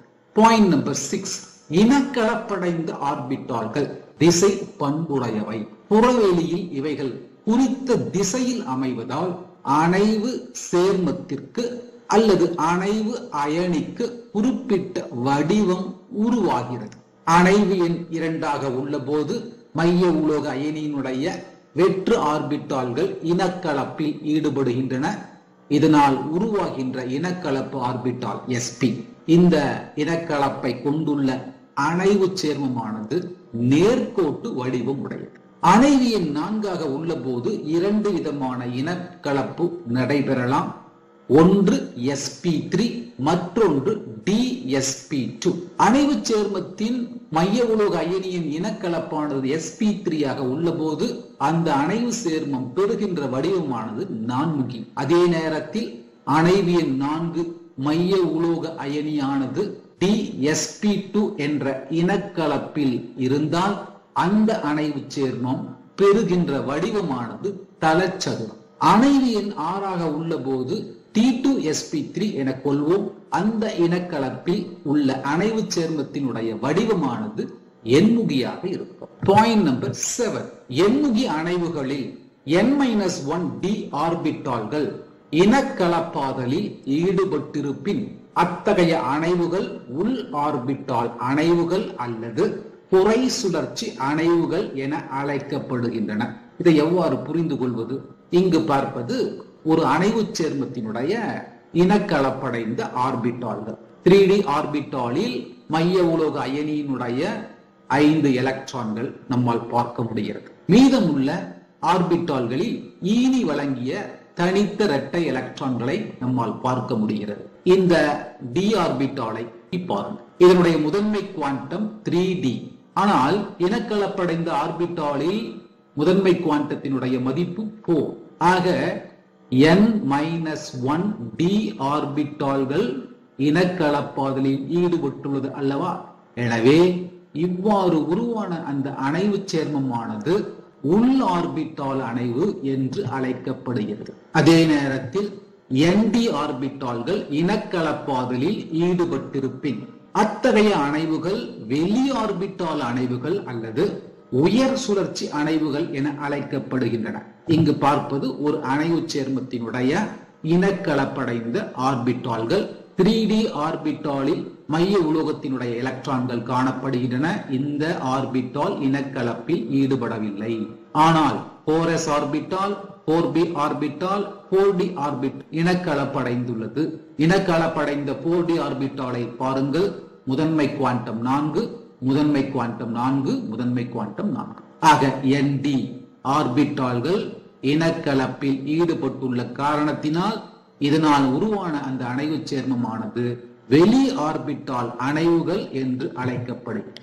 இங்கு n என்பது முதன்மை குவாண்டம் எண்ணை குறிக்கிறது. ஆக 7வது பாயிண்ட் ஆனது மிக முக்கியமான 2 வினாக்களை உள்ளடக்கியது. ஒன்று, உள் ஆர்பிட்டால் அணைவு என்றால் என்ன? 2, வெளி ஆர்பிட்டால் அணைவு என்றால் என்ன? ஆகிய 2 தேர்வுக்கு மிக முக்கியமான கேள்வி. உள் ஆர்பிட்டால் அணைவு என்றால் கவனிக்க வேண்டியது இனக்கலப்படைந்த ஆர்பிட்டால் n-1d ஆக இருக்க வேண்டும். வெளி ஆர்பிட்டால் அணைவு என்றால் இனக்கலப்படைந்த ஆர்பிட்டால்களில் d ஆர்பிட்டால் nd ஆக இருக்க வேண்டும். 8. அணைவு சேர்மங்களில் உள்ள மைய உலோக அயனியானது தனித்த இணையாகாத எலக்ட்ரான்களை கொண்டிருக்குமாயின் அவை பாராகாந்த தன்மையை பெற்றிருக்கும். இங்கும் நாம் கவனிக்க வேண்டியது அந்த அணைவு சேர்மத்தினுடைய இனக்கலப்பு ஆர்பிட்டால். அந்த இனக்கலப்பு ஆர்பிட்டால்களில் உள்ள எலக்ட்ரான்களை பார்க்கவும். தனித்த எலக்ட்ரான்கள் காணப்படுகின்றன. இவைதான் தனித்த எலக்ட்ரான். அணைவு சேர்மத்தின் ஆர்பிட்டாலில் தனித்த இணையாகாத எலக்ட்ரான் உள்ளதெனில் அந்த அணைவு சேர்மமானது பாராகாந்த தன்மை உடையது. பாராகாந்த தன்மைக்கு காரணம் தனித்த எலக்ட்ரான். அதே நேரத்தில் அனைத்து எலக்ட்ரான்களும் இரட்டைகளாக காணப்பட்டால் அணைவு சேர்மம் டயாகாந்த பண்பினை கொண்டிருக்கும். எடுத்துக்காட்டாக இந்த அணைவு சேர்மத்தின் இனக்கலப்பு ஆர்பிட்டாலை பார்க்கவும். இங்கு தனித்த எலக்ட்ரானே தென்படவில்லை. அனைத்து எலக்ட்ரான்களும் இணை எலக்ட்ரான்களாகவே உள்ளன. எனவே அந்த அணைவு சேர்மமானது டயாகாந்த பண்பை பெற்றிருக்கும். Point number 9. ஒரு அணைவு சேர்மத்தில் ஈனிகளாக CO அதாவது carbonyl, CN- cyanido, EN ethylene diamine மற்றும் NH3 அம்மீன் போன்ற ஈனிகள் காணப்படின் அவைகள் மைய உலோக அணுவில் உள்ள எலக்ட்ரான்களை இணையாக்குகின்றன. அத்தகைய ஈனிகள் வலிமை புல ஈனிகள் என்று அழைக்கப்படுகிறது. எடுத்துக்காட்டாக நிக்கலின் வெளிக்கூட்டு எலக்ட்ரான் அமைப்பு. இந்த வெளிக்கூட்டு எலக்ட்ரான் அமைப்பில் டி ஆர்பிட்டாலில் 2 தனித்த எலக்ட்ரான்களை நம்மால் பார்க்க முடிகிறது. நிக்கலானது சயனிடோ என்ற வலிமை புல ஈனி முன்னிலையில் அணைவு சேர்மத்தை உருவாக்கும் பொழுது நிக்கலில் உள்ள இந்த 2 தனித்த எலக்ட்ரானும் வலிமை புல ஈனியான சயனிடோ முன்னிலையில் இணை எலக்ட்ரான்களாக மாறுகின்றன. ஆக தனித்த எலக்ட்ரான்களை இணை எலக்ட்ரான்களாக மாற்றக்கூடிய இந்த 4 ஈனிகளும் வலிமை புல ஈனிகள் என்று அழைக்கப்படுகின்றன. Point number 10. இனக்கலப்படைந்த உலோக ஆர்பிட்டாலுக்கும் ஈனிகளின் ஆர்பிட்டாலுக்கும் இடையே ஆன மேற்பொருந்துதல் அதிகபட்சமாக இருப்பின் பிணைப்பு வலிமையாக இருக்கும். படிக புல கொள்கையை விவரி. Explain crystal field theory. படிக புல கொள்கையின் கருதுகோள். 1. மைய உலோக அணு மற்றும் ஈனி ஆகியவற்றுக்கு இடையே ஆன பிணைப்பு முற்றிலும் அயனித்தன்மை உடையது. அதாவது எலக்ட்ரான் அடர்வினை மிகுதியாக கொண்ட ஈனிகளுக்கும் குறை எலக்ட்ரான் தன்மை உடைய மைய உலோக அயனிக்கும் இடையே ஏற்படும் நிலை மின்னியல் கவர்ச்சி விசையினால் அவைகளுக்கு இடையே பிணைப்பு ஏற்படுகிறது. இந்த கருதுகோளை எவ்வாறு காட்சிப்படுத்தி புரிந்து கொள்வது என்பதை பார்ப்போம். இங்கு பார்ப்பது எலக்ட்ரான் நிறைந்த ஈனி. இது எலக்ட்ரான் குறைவுள்ள மைய உலோக அயனி. இவை இரண்டுக்கும் இடையே நிலை மின்னியல் கவர்ச்சி விசை, அதாவது எலக்ட்ரோஸ்டாட்டிக் அட்ராக்ஷன் காரணமாக உருவாகின்ற பிணைப்பு அயனித்தன்மை உடையது. கருதுகோள் 2. அணைவு சேர்மங்களில் காணப்படும் மைய உலோக அணு அயனி மற்றும் ஈனிகள் மின்சுமை பெற்றிருப்பின் அவைகள் புள்ளி மின்சுமைகளாகவும், அதாவது பாயிண்ட் சார்ஜஸ், நடுநிலைத்தன்மை பெற்றிருப்பின் மின் இருமுனைகளாகவும் எலக்ட்ரிக் டைபோல்ஸ் கருதப்படுகின்றன. அணைவு சேர்மங்களில் உள்ள மைய உலோகம் நடுநிலை அணுவாகவும் இருக்கலாம், நேர்மின் தன்மை கொண்ட அயனியாகவும் இருக்கும். அதுபோல ஈனிகளிலும் எதிர்மின் தன்மை கொண்ட ஈனி, நடுநிலை ஈனிகள் என காணப்படுகின்றன. இவைகள் மின்சுமையை பெற்றிருப்பின் பாயிண்ட் சார்ஜஸ். எடுத்துக்காட்டாக மைய உலோகம் இது நேர்மின் சுமையை பெற்றிருக்கும் அல்லவா? ஆக இவைகள் புள்ளி மின்சுமைகளாக கருதப்படுகின்றன. அதே நேரத்தில் ஈனிகள் எதிர்மின் சுமையை கொண்டிருப்பின் பாயிண்ட் சார்ஜஸ் ஆக இவ்வாறாக அமைந்திருக்கும். கருதுகோள் 3. படிக புல கொள்கையின்படி அணைவு சேர்மங்கள் உருவாதல் கீழ்கண்ட படிநிலைகளை கொண்டுள்ளது. படிநிலை 1. தனித்த வாயு நிலையில் மைய உலோக அயனியின் 5 டி ஆர்பிட்டால்களும் சம ஆற்றலை உடையவைகளாக உள்ளன. ஆரம்பத்தில் மைய உலோக அயனியை சுற்றி ஈனிகள் கோள வடிவ எதிர்மின் புலத்தினை ஏற்படுத்துகின்றது. இப்புலத்தில் உலோக அயனியின் எலக்ட்ரான்களுக்கும் ஈனிகளின் எலக்ட்ரான்களுக்கும் இடையே விலக்கு விசையின் காரணமாக அனைத்து 5 டி ஆர்பிட்டால்களின் ஆற்றலும் அதிகரிக்கிறது. படிநிலை 2. மைய உலோக அயனியை பிணைப்பின் திசையில் ஈனிகள் அணுகுகின்றன. இதை எண்முகி புலத்தை எடுத்துக்காட்டாக கொண்டு புரிந்து கொள்வோம். இதுவே மைய உலோகத்தை கொண்ட எண்முகி புலம். எண்முகி புலத்தில் மைய உலோக அயனியானது ஆய அச்சுக்கள் சந்திக்கும் ஆதி புள்ளியில் உள்ளது. 6 ஈனிகளும் படத்தில் காட்டியவாறு +x, -x, +y, -y, +z, -z திசைகளில் மைய உலோக அயனியை அணுகுகின்றன. இதுவே எண்முகி புலம். ஆய அச்சுக்கள் முறையே z, x, y.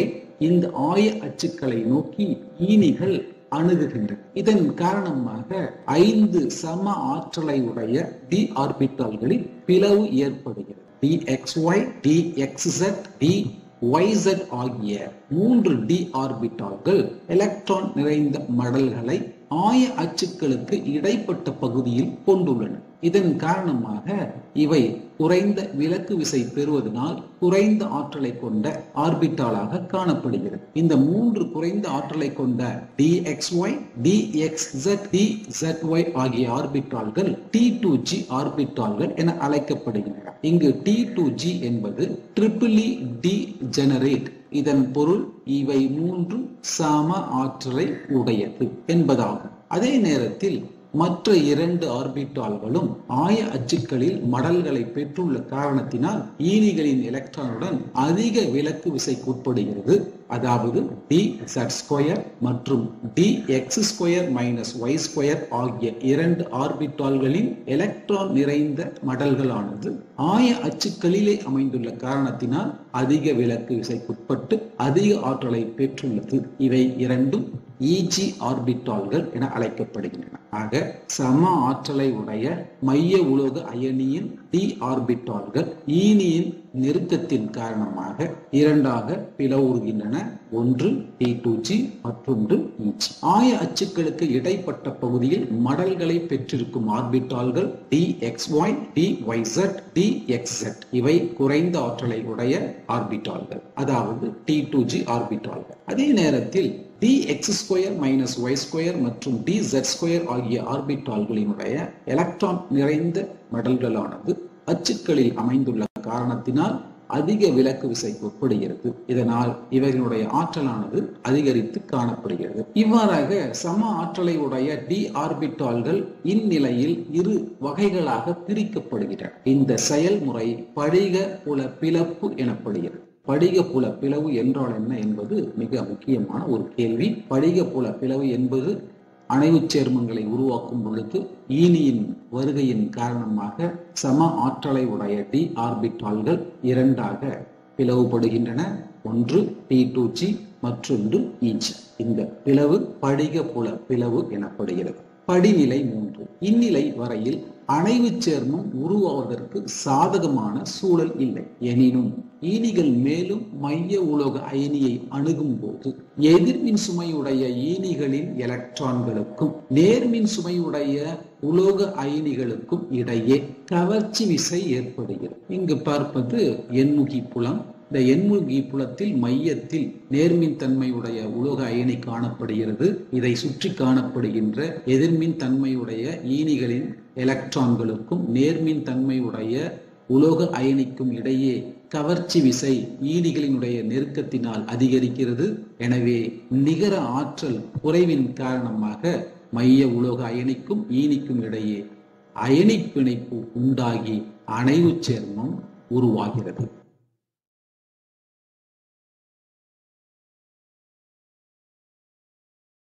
படிக புல கொள்கையை சுருக்கமாக பார்ப்போம். ஆற்றல் மைய உலோக அயனியின் சம ஆற்றலை உடைய d ஆர்பிட்டால் கோள வடிவில் எதிர்மின் சுமையுடைய ஈனிகளானது d ஆர்பிட்டாலை அணுகும் பொழுது சம ஆற்றலை உடைய d ஆர்பிட்டால்களின் ஆற்றலானது அதிகரிக்கிறது.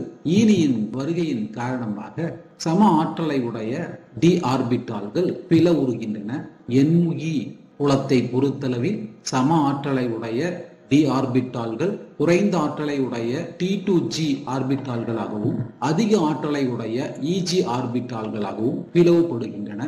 எண்முகி புலத்தில் ஈனிகள் ஆய அச்சுக்களை நோக்கி நகர்வதின் காரணமாக அதிக நேர்மின் தன்மையுடைய உலோக அயனிக்கும் எலக்ட்ரான் நிறைந்த எதிர்மின் தன்மையுடைய ஈனிகளுக்கும் இடையே நெருக்கம் அதிகரித்து கவர்ச்சி விசைக்கு உட்பட்டு அணைவு சேர்மமானது உருவாகின்றது. ஆக மைய உலோக அயனிக்கும் ஈனிக்கும் இடையே உள்ள அந்த பிணைப்பானது அயனித்தன்மை வாய்ந்தது. இந்த வீடியோவிலே படிக புல கொள்கையை நன்கு புரிந்து கொண்டிருப்பீர்கள் என நம்புகின்றேன்.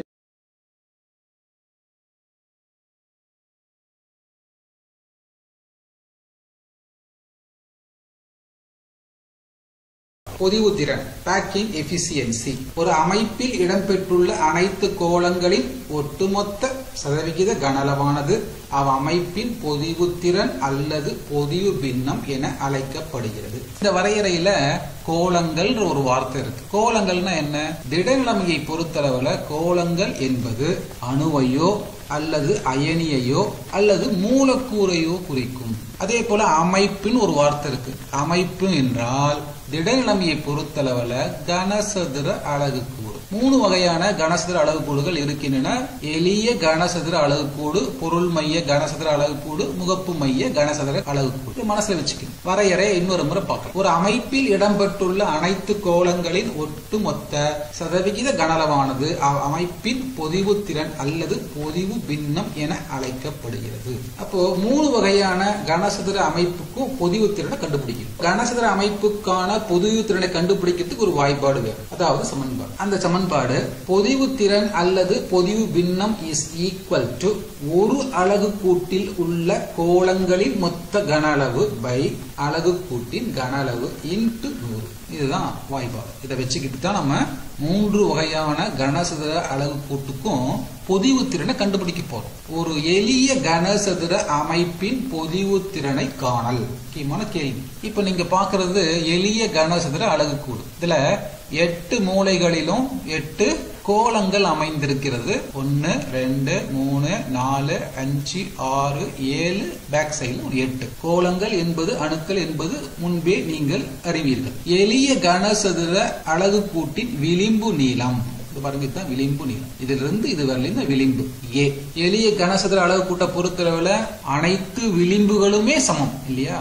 எனவே இது நீளம், அகலம், அப்புறம் உயரம் எல்லாமே சமம். எளிய கனசதுர அலகு கூட்டின் கன அளவு நீளம் இன்டு அகலம் இன்டு உயரம் is equal to a cube. சமன்பாடு 1 எடுத்துக்கோங்க. அடுத்தது கோளத்தின் ஆரம் r என கொண்டால், இப்ப நான் என்ன பண்றேன், இந்த அலகு கூட்டுல இருந்து ஒரு கோளத்தை வெளியெடுக்கிறேன். கோளத்தினுடைய ஒரு பகுதி தான் அந்த அலகு கூட்டுல இருக்கு இல்லையா? அதை வெளியே எடுக்கும் போது இந்த கோளத்தினுடைய ஆரம் r என கொண்டால், இந்த படத்துல பாருங்க, விளிம்பு நீளம் a is equal to r plus r இல்லையா? a is equal to 2r. அப்போ r is equal to என்ன? a by 2. அப்போ r என்பது என்னன்னா அந்த கோளத்தினுடைய ஆரம். r ஆரம் கொண்ட கோளத்தின் கன அளவு. இந்த கோளம், இந்த கோளத்தினுடைய கன அளவு பலமுறை படிச்சிருப்போம் மேக்ஸ்ல, பிசிக்ஸ்ல. கோளத்தின் கன அளவுக்கான வாய்பாடு 4π3 πr3. இங்க r என்பது ஆரம். கோளத்தின் கன அளவு 4π3 πr3. இங்க r என்பது a by 2. அத இந்த வாய்ப்பாட்டில் சப்ஸ்டிடியூட் பண்ணிக்கும். அவ்வாறு செய்யும் பொழுது 4/3 pi a cube by 2 whole cube வருது. a cube by 2 into 2 into 2 is equal to 8. இதை அப்ளை பண்ணிடலாம் வாய்ப்பாட்டில். therefore 4/3 pi a cube by 8. இப்போ இதை சுருக்கிடலாம். 4 8 நம்ம கேன்சல் பண்ணோம்னா 2 போகும். எனவே கோளத்தின் கன அளவு is equal to pi a cube by 6. 3 into 2 6. அது கோளத்தின் கன அளவு is equal to pi a cube by 6. அடுத்து எளிய கனசதுர அலகு கூட்டுல மொத்தம் எத்தனை கோளங்கள் இருக்கும்? உடனே 8ன்னு சொல்லிடக்கூடாது. இதான் எளிய கனசதுர அலகு கூடு. 8 மூலைகளிலுமே ஒவ்வொரு கோளங்கள் என 8 கோளங்கள் இருக்கின்றன. அந்த 8 கோளங்களும் அந்த அலகு கூட்டுக்கு மட்டுமே சொந்தமானதல்ல, மற்ற அலகு கூட்டுடன் தங்களை பகிர்ந்து கொள்ளுகின்றன. எனவே பகிர்தல் வீதமானது 1/8 படிச்சிருக்கோம் இல்லையா? அப்போ 8 பெருக்கல் 1/8 is equal to 1. அப்போ ஒரு எளிய கனசதுர அலகு கூட்டுல மொத்தமா எவ்வளவு கோளம் இருக்குன்னா 1 தான் இருக்கு. 1 போட்டு. அப்போ எளிய கனசதுர அலகு கூட்டில் உள்ள கோளங்களின் மொத்த கன அளவு, மொத்த அணுக்களின் எண்ணிக்கை 1 பெருக்கல் கோளத்தின் கன அளவு pi a cube by 6. இத சமன்பாடு 2 எடுத்துக்கோங்க. ஆல்மோஸ்ட் நம்ம எண்டுக்கு வந்துட்டோம். பொதிவு திறனையே கண்டுபிடிக்க போறோம். அப்ப வாய்ப்பாட்டை மனசுல இன்னொரு முறை கொண்டு வரலாம். பொதிவு திறன் அல்லது பொதிவு பின்னம்னா என்ன? கோளங்களின் மொத்த கன அளவு பை அலகு கூட்டின் கன அளவு இன்டு 100. ஆக சமன்பாடு 2 ஐ 1 ஆல் வகுக்க. பொதிவு பின்னம் is equal to by a cube by 6 by a cube. a cube என்பது என்ன? கன அளவு இன்டு 100. a cube-ஐயும் a cube-ஐயும் நீங்க கேன்சல் பண்ணிட்டீங்கன்னா 100 pi by 6 கிடைக்குது. உங்களுக்கு எல்லாம் தெரியும் பையினுடைய மதிப்பு. பை என்பது 3.14. இந்த 3.14 பை என்ற இடத்துல சப்ஸ்டிடியூட் பண்ணி சுருக்கணும்னா ஒரு எளிய கனசதுர அமைப்பின் பொதிவு திறன் 52.31% கிடைக்கும். இதுதான் ஒரு எளிய கனசதுர அமைப்பின் பொதிவு திறன், அதாவது 52.31%. அப்போ மீதி இருக்கிறதெல்லாம் வெற்றிடம். ஒரு எளிய கனசதுர அலகு கூட்டில் வெற்றிடம் என்ன என்று கேட்டா என்ன சொல்லணும்?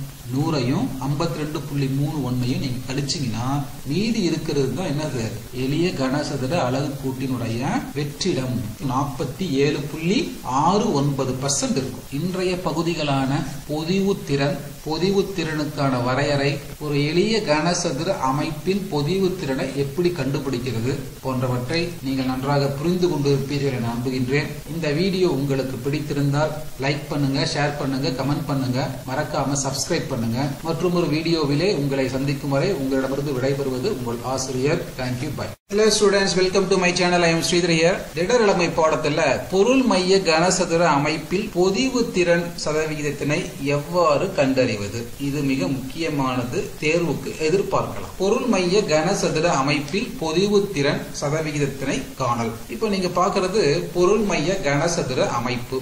இதுல 8 மூலைகளிலும் பச்சை நிறத்தில் கோலங்கள் இருப்பதையும் அதனுடைய மையத்தில் இளம் சிவப்பு நிறத்தில் ஒரு கோலம் இருப்பதையும் நீங்க பாக்குறீங்க.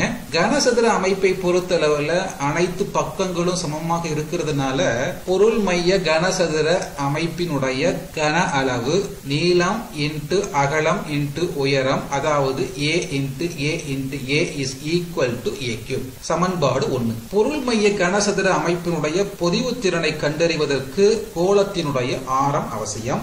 ஆரத்தின் மூலமாக கோலத்தின் கன அளவை கண்டறிய வேண்டும். கன அளவின் மூலமாக பொதிவு திறனை கண்டறிய வேண்டும். ஆக அதனுடைய முதல் படி என்னன்னு சொன்னா கோலத்தினுடைய ஆரம் கண்டறிவது. இந்த அமைப்பை உற்று நோக்கி பாருங்கள். இதில் மூலை வெட்டத்தை பார்க்கும் பொழுது கோலங்கள் ஒன்றுடன் ஒன்று தொட்டு கொண்டிருப்பதை நம்மால் பார்க்க முடிகிறது. ஸ்டெப் 1. முக்கோணம் ABCயில், இதை நான் உங்களுக்கு தனியா பிரிச்சு காமிக்கிறேன். இதுதான் முக்கோணம் ABC. பித்தாகரஸ் தேற்றத்தின் படி அதிக நீளம் கொண்ட AC square is equal to AB square plus BC square. சமன்பாட்டின் இருபுறமும் ரூட் எடுக்க, அவ்வாறு ரூட் எடுக்கும் பொழுது ஸ்கொயர் ரூட் ஒன்றை ஒன்று கேன்சல் செய்துவிடும். எனவே AC is equal to root AB square plus BC square. இந்த இடத்துல AB விளிம்பினுடைய நீளம் A, BC விளிம்பினுடைய நீளம் A. இந்த சமன்பாட்டில் ABக்கு பதிலா ஸ்மால் ஏவையும் BCக்கு பதிலா ஸ்மால் ஏவையும் சப்ஸ்டிட்யூட் பண்ணி அவ்வாறு செய்யும் பொழுது AC is equal to root A square plus A square. இதை நம்ம சுருக்கணும்னா ரூட் 2A ஸ்கொயர் கிடைக்கும். இதை நம்ம பிரிச்சலாம். ரூட் 2 பெருக்கல் ரூட் A ஸ்கொயர். நமக்கு எல்லாம் தெரியும் எக்ஸ்போனன்ஷியல் வாய்பாடு. Root X square is equal to X, root A square is equal to A. எனவே AC is equal to root 2A. இது ஒரு முக்கியமான ஒரு வாய்பாடு. அடுத்த முக்கோணத்தை பார்க்கலாம். அலகு கூட்டுல எங்க இருக்கு, ACGயில். இப்போ அந்த முக்கோணத்தை தனியா பிரிச்சு பார்க்கலாம். முக்கோணம் ACGயில் பித்தாகரஸ் தேற்றத்தின்படி AG square is equal to AC square plus CG square. இரண்டு புறமும் ரூட் எடுக்க ஸ்கொயரும் ரூட்டும் கேன்சல் செய்யப்பட்டு AG is equal to root A square plus CG square. இந்த இடத்துல AC இஸ் ஈக்குவல் டு இப்பதான் பார்த்துட்டு வந்தோம் இல்லையா, ரூட் 2A. அதையும் CG விளிம்பினுடைய நீளம் A. எனவே CG is equal to A. ஆனா நமக்கு என்ன தேவை, CG ஸ்கொயர் தேவை.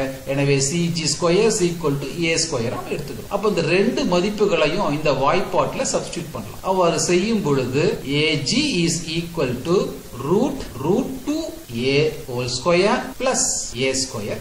அடுத்த ஸ்டெப் உங்களுடைய புரிதலுக்காக இந்த ஸ்டெப் இன்சர்ட் செய்யப்பட்டுள்ளது. ஆக ரூட் 2 ஸ்கொயர் பெருக்கல் A square plus A square. எனவே அடிப்படை விதியின்படி ரூட் 2 ஸ்கொயர் என்பது 2ஆக மாறுகிறது. சோ ரூட் 2 ஸ்கொயர் என்பது 2 பெருக்கல் A ஸ்கொயர் இல்லையா, பிளஸ் A ஸ்கொயர். எனவே AC is equal to 3A square root 3.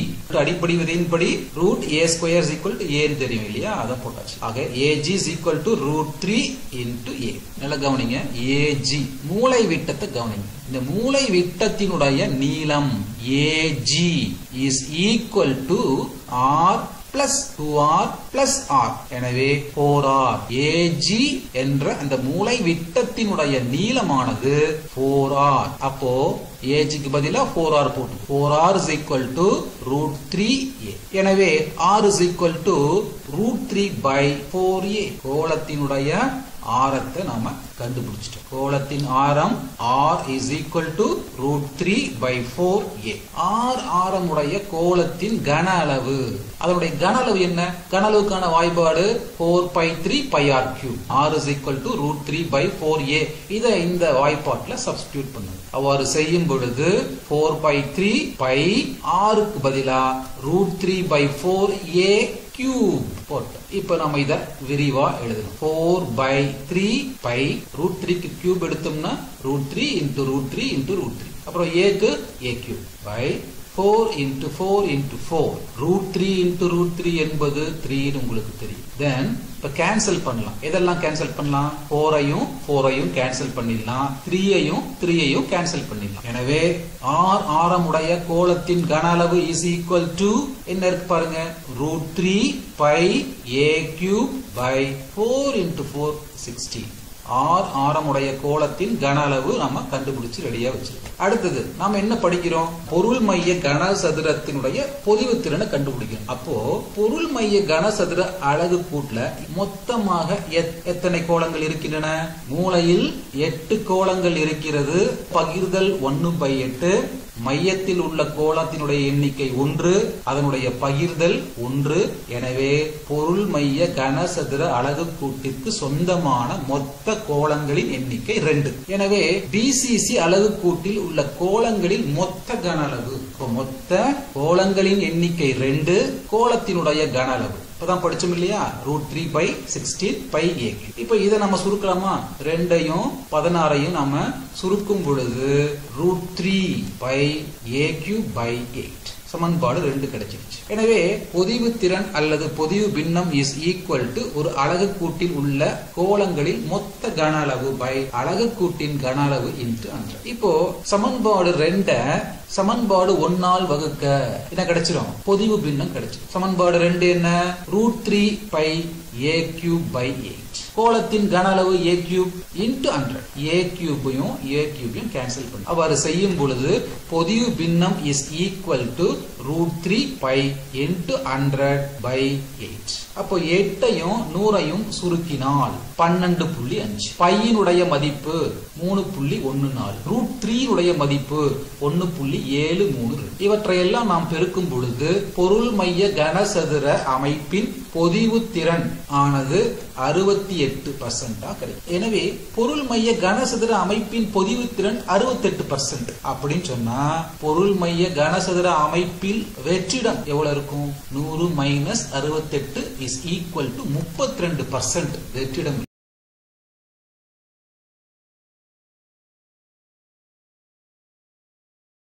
முதல் வகை வினைக்கான தொகைப்படுத்தப்பட்ட சமன்பாட்டை வருவித்தல். A gives விளைபொருள். இங்கு A என்பது வினைபடு பொருள். இந்த சமன்பாட்டிற்கான வேக விதியானது, வேக விதி என்பது உங்கள் அனைவருக்கும் தெரியும். வினைவேகத்தையும் வினைபடு பொருளினுடைய செறிவையும் வினைவேக மாறிலியையும் தொடர்புபடுத்தக்கூடிய ஒரு சமன்பாடு. ஆக மேற்கண்ட சமன்பாட்டிற்கான வேக விதியானது வினை வேகம் is equal to k into வினைபடு பொருள் ஏவினுடைய மோலார் செறிவு பவர் 1, அதாவது அடுக்கு 1. இங்கு k என்பது முதல் வகை வினையின் வினைவேக மாறிலி. வினைவேக விதியில் இருந்து இந்த வினையானது ஒரு முதல் வகை வினை என எவ்வாறு அறிவது?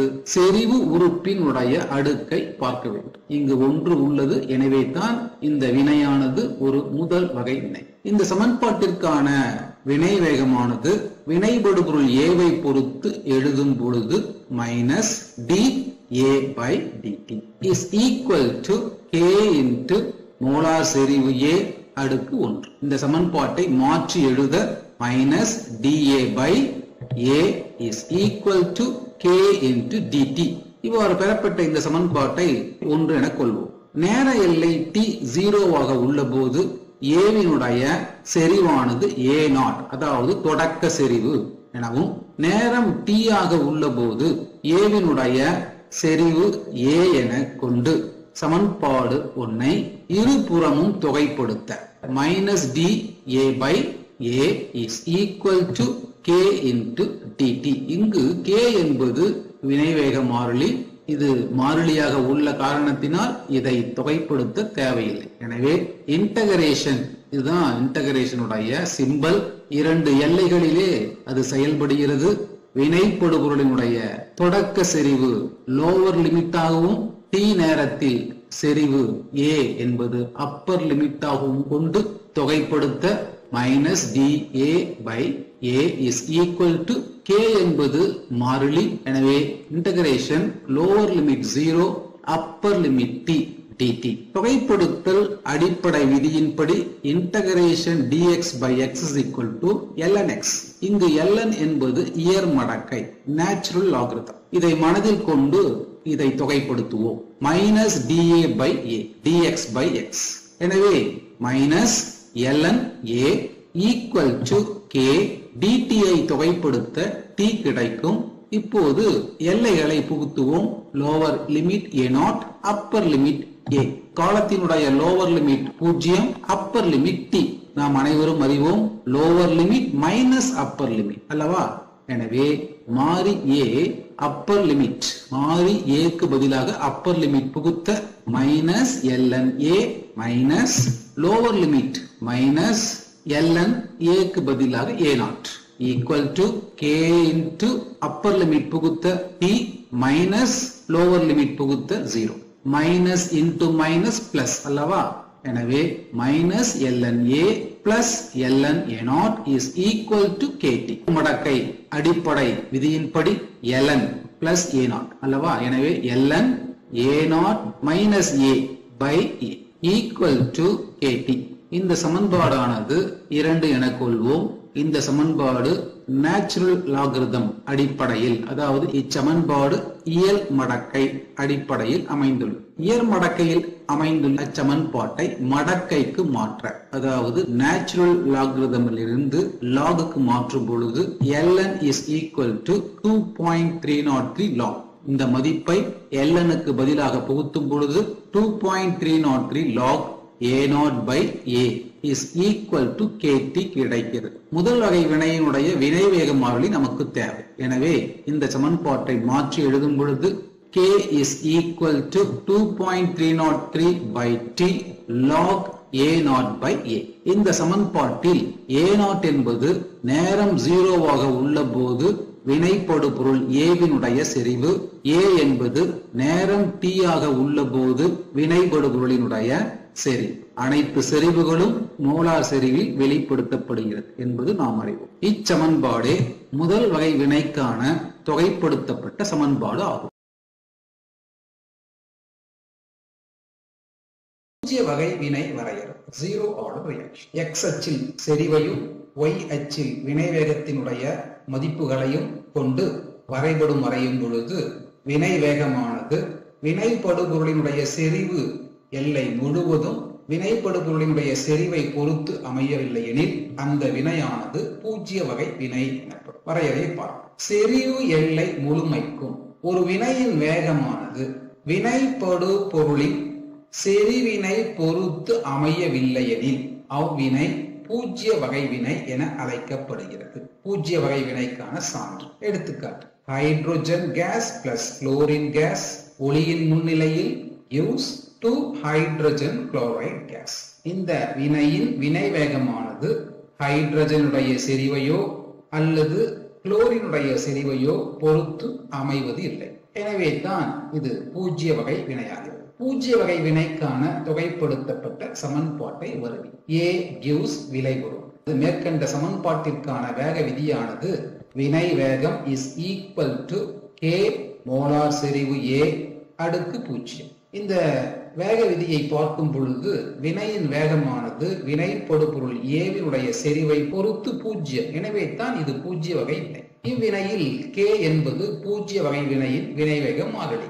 மேற்கண்ட சமன்பாட்டிற்கான வினைவேகமானது A வை பொறுத்து எழுதும் பொழுது minus dA by dt equal to anything power 0 is equal to 1 என நமக்கு தெரியும். எனவே A செறிவினுடைய அடுக்கு 0, எனவே 1. இந்த மதிப்பை இச்சமன்பாட்டில் புகுத்தும் பொழுது minus dA by dt is equal to k into 1. minus dA by dt is equal to k.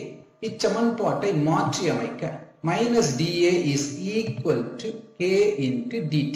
இச்சமன்பாட்டை 1 என கொள்வோம். நேர எல்லை t 0 உள்ள போது வினைப்படுபொருள் A செறிவு A0 எனவும், நேரம் t உள்ள போது வினைப்படுபொருள் A செறிவு A என கொண்டு சமன்பாடு 1 இந்த நேர செறிவு எல்லைகளில் தொகைப்படுத்த -dA is equal to k into dt. Integration -dA is equal to k. k என்பது மாறிலி, எனவே இதை தொகைப்படுத்த வேண்டியதில்லை. Integration dt. எல்லைகளை புகுத்துவோம். செறிவு எல்லை lower limit A0, upper limit A. நேர எல்லை lower limit 0, upper limit t. தொகைப்படுத்துதல் அடிப்படை விதியான integration dx is equal to x. இதை மனதில் கொண்டு இந்த சமன்பாட்டை அணுகவும். எனவே -dA வை தொகைப்படுத்தும் பொழுது -a equal to k மாறிலி integration dt is equal to t. இவைகளுக்கான எல்லைகளை புகுத்துவோம். A0 என்பது செறிவினுடைய லோவர் லிமிட், a என்பது செறிவினுடைய அப்பர் லிமிட், நேரத்தின் lower limit 0, upper limit t. நமக்கு தெரியும் upper limit minus lower limit என. இங்கு செறிவு a என்பது மாறி, எனவே மைனஸ் மாறியான a செறிவு அப்பர் லிமிட் a. எனவே மைனஸ் செறிவு a மைனஸ் இன்டு மாறி செறிவு a லோவர் லிமிட். எனவே minus A0 is equal to k, upper limit t, lower limit -0. எனவே minus into minus plus, plus A0 minus A is equal to kt. இச்சமன்பாட்டில் பூஜ்ய வகை வினைக்கான வினைவேக மாறிலியே தேவை அல்லவா? எனவே k is equal to A0 minus A by t. இச்சமன்பாடு பூஜ்ய வகை வினைக்கான தொகைப்படுத்தப்பட்ட வினைவேக சமன்பாடு அல்லது வினைவேக மாறிலிக்கான சமன்பாடு. இங்கு A0 என்பது நேரம் 0 உள்ள போது வினைப்படுபொருளினுடைய தொடக்க செறிவு, A என்பது நேரம் t உள்ள போது வினைப்படுபொருள் A செறிவு. அனைத்து செறிவுகளும் மோல்ஸ் பெர் லிட்டரில் வெளிப்படுத்தப்படுகிறது.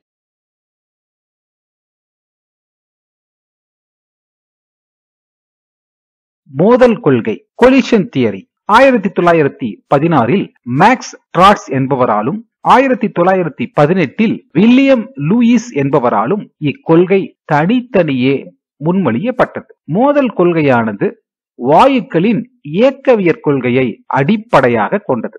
மோதல் கொள்கையானது 3 முக்கிய பகுதிகளை கொண்டது. ஒன்று, வினை படுபொருட்களின் மோதல், மாலிகுல் மஸ்ட் கொலைட். 2, குறைந்தபட்ச ஆற்றல், எனஃப் எனர்ஜி அல்லது த்ரெஷோல்ட் எனர்ஜி. 3, சரியான திசை அமைவு, correct orientation of colliding molecule. மோதல் கொள்கையின் முக்கிய பகுதிகள் ஒவ்வொன்றாக அறிந்து கொள்வதன் மூலமாக மோதல் கொள்கையை புரிந்து கொள்வோம்.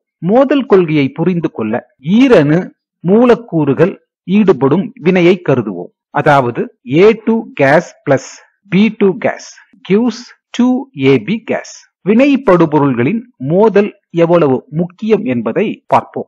A2 மற்றும் B2 ஆகிய மூலக்கூறுகளுக்கிடையே நிகழும் மோதலின் காரணமாக வினை நிகழுகிறது எனில், இங்கு பார்ப்பது A2 வினைவிடுபொருள், B2 வினைவிடுபொருள், இவைகள் மோதுவதன் காரணமாக வினை நிகழுகிறது.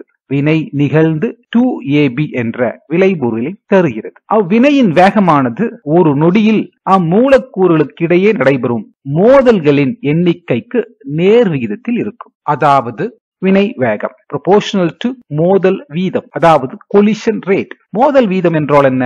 1 லிட்டர் கன அளவில் ஒரு வினாடியில் மோதலுறும் மூலக்கூறுகளின் எண்ணிக்கை. மோதல்களின் எண்ணிக்கையானது A2 மற்றும் B2 ஆகியனவற்றின் செறிவுகளுக்கு நேர் விகிதத்தில் இருக்கும். எனவே ஈரணு மூலக்கூறுகள் ஈடுபடும் வினையின் வினை வேகமானது மோதல் வீதத்திற்கு நேர் விகிதத்தில் இருக்கும்.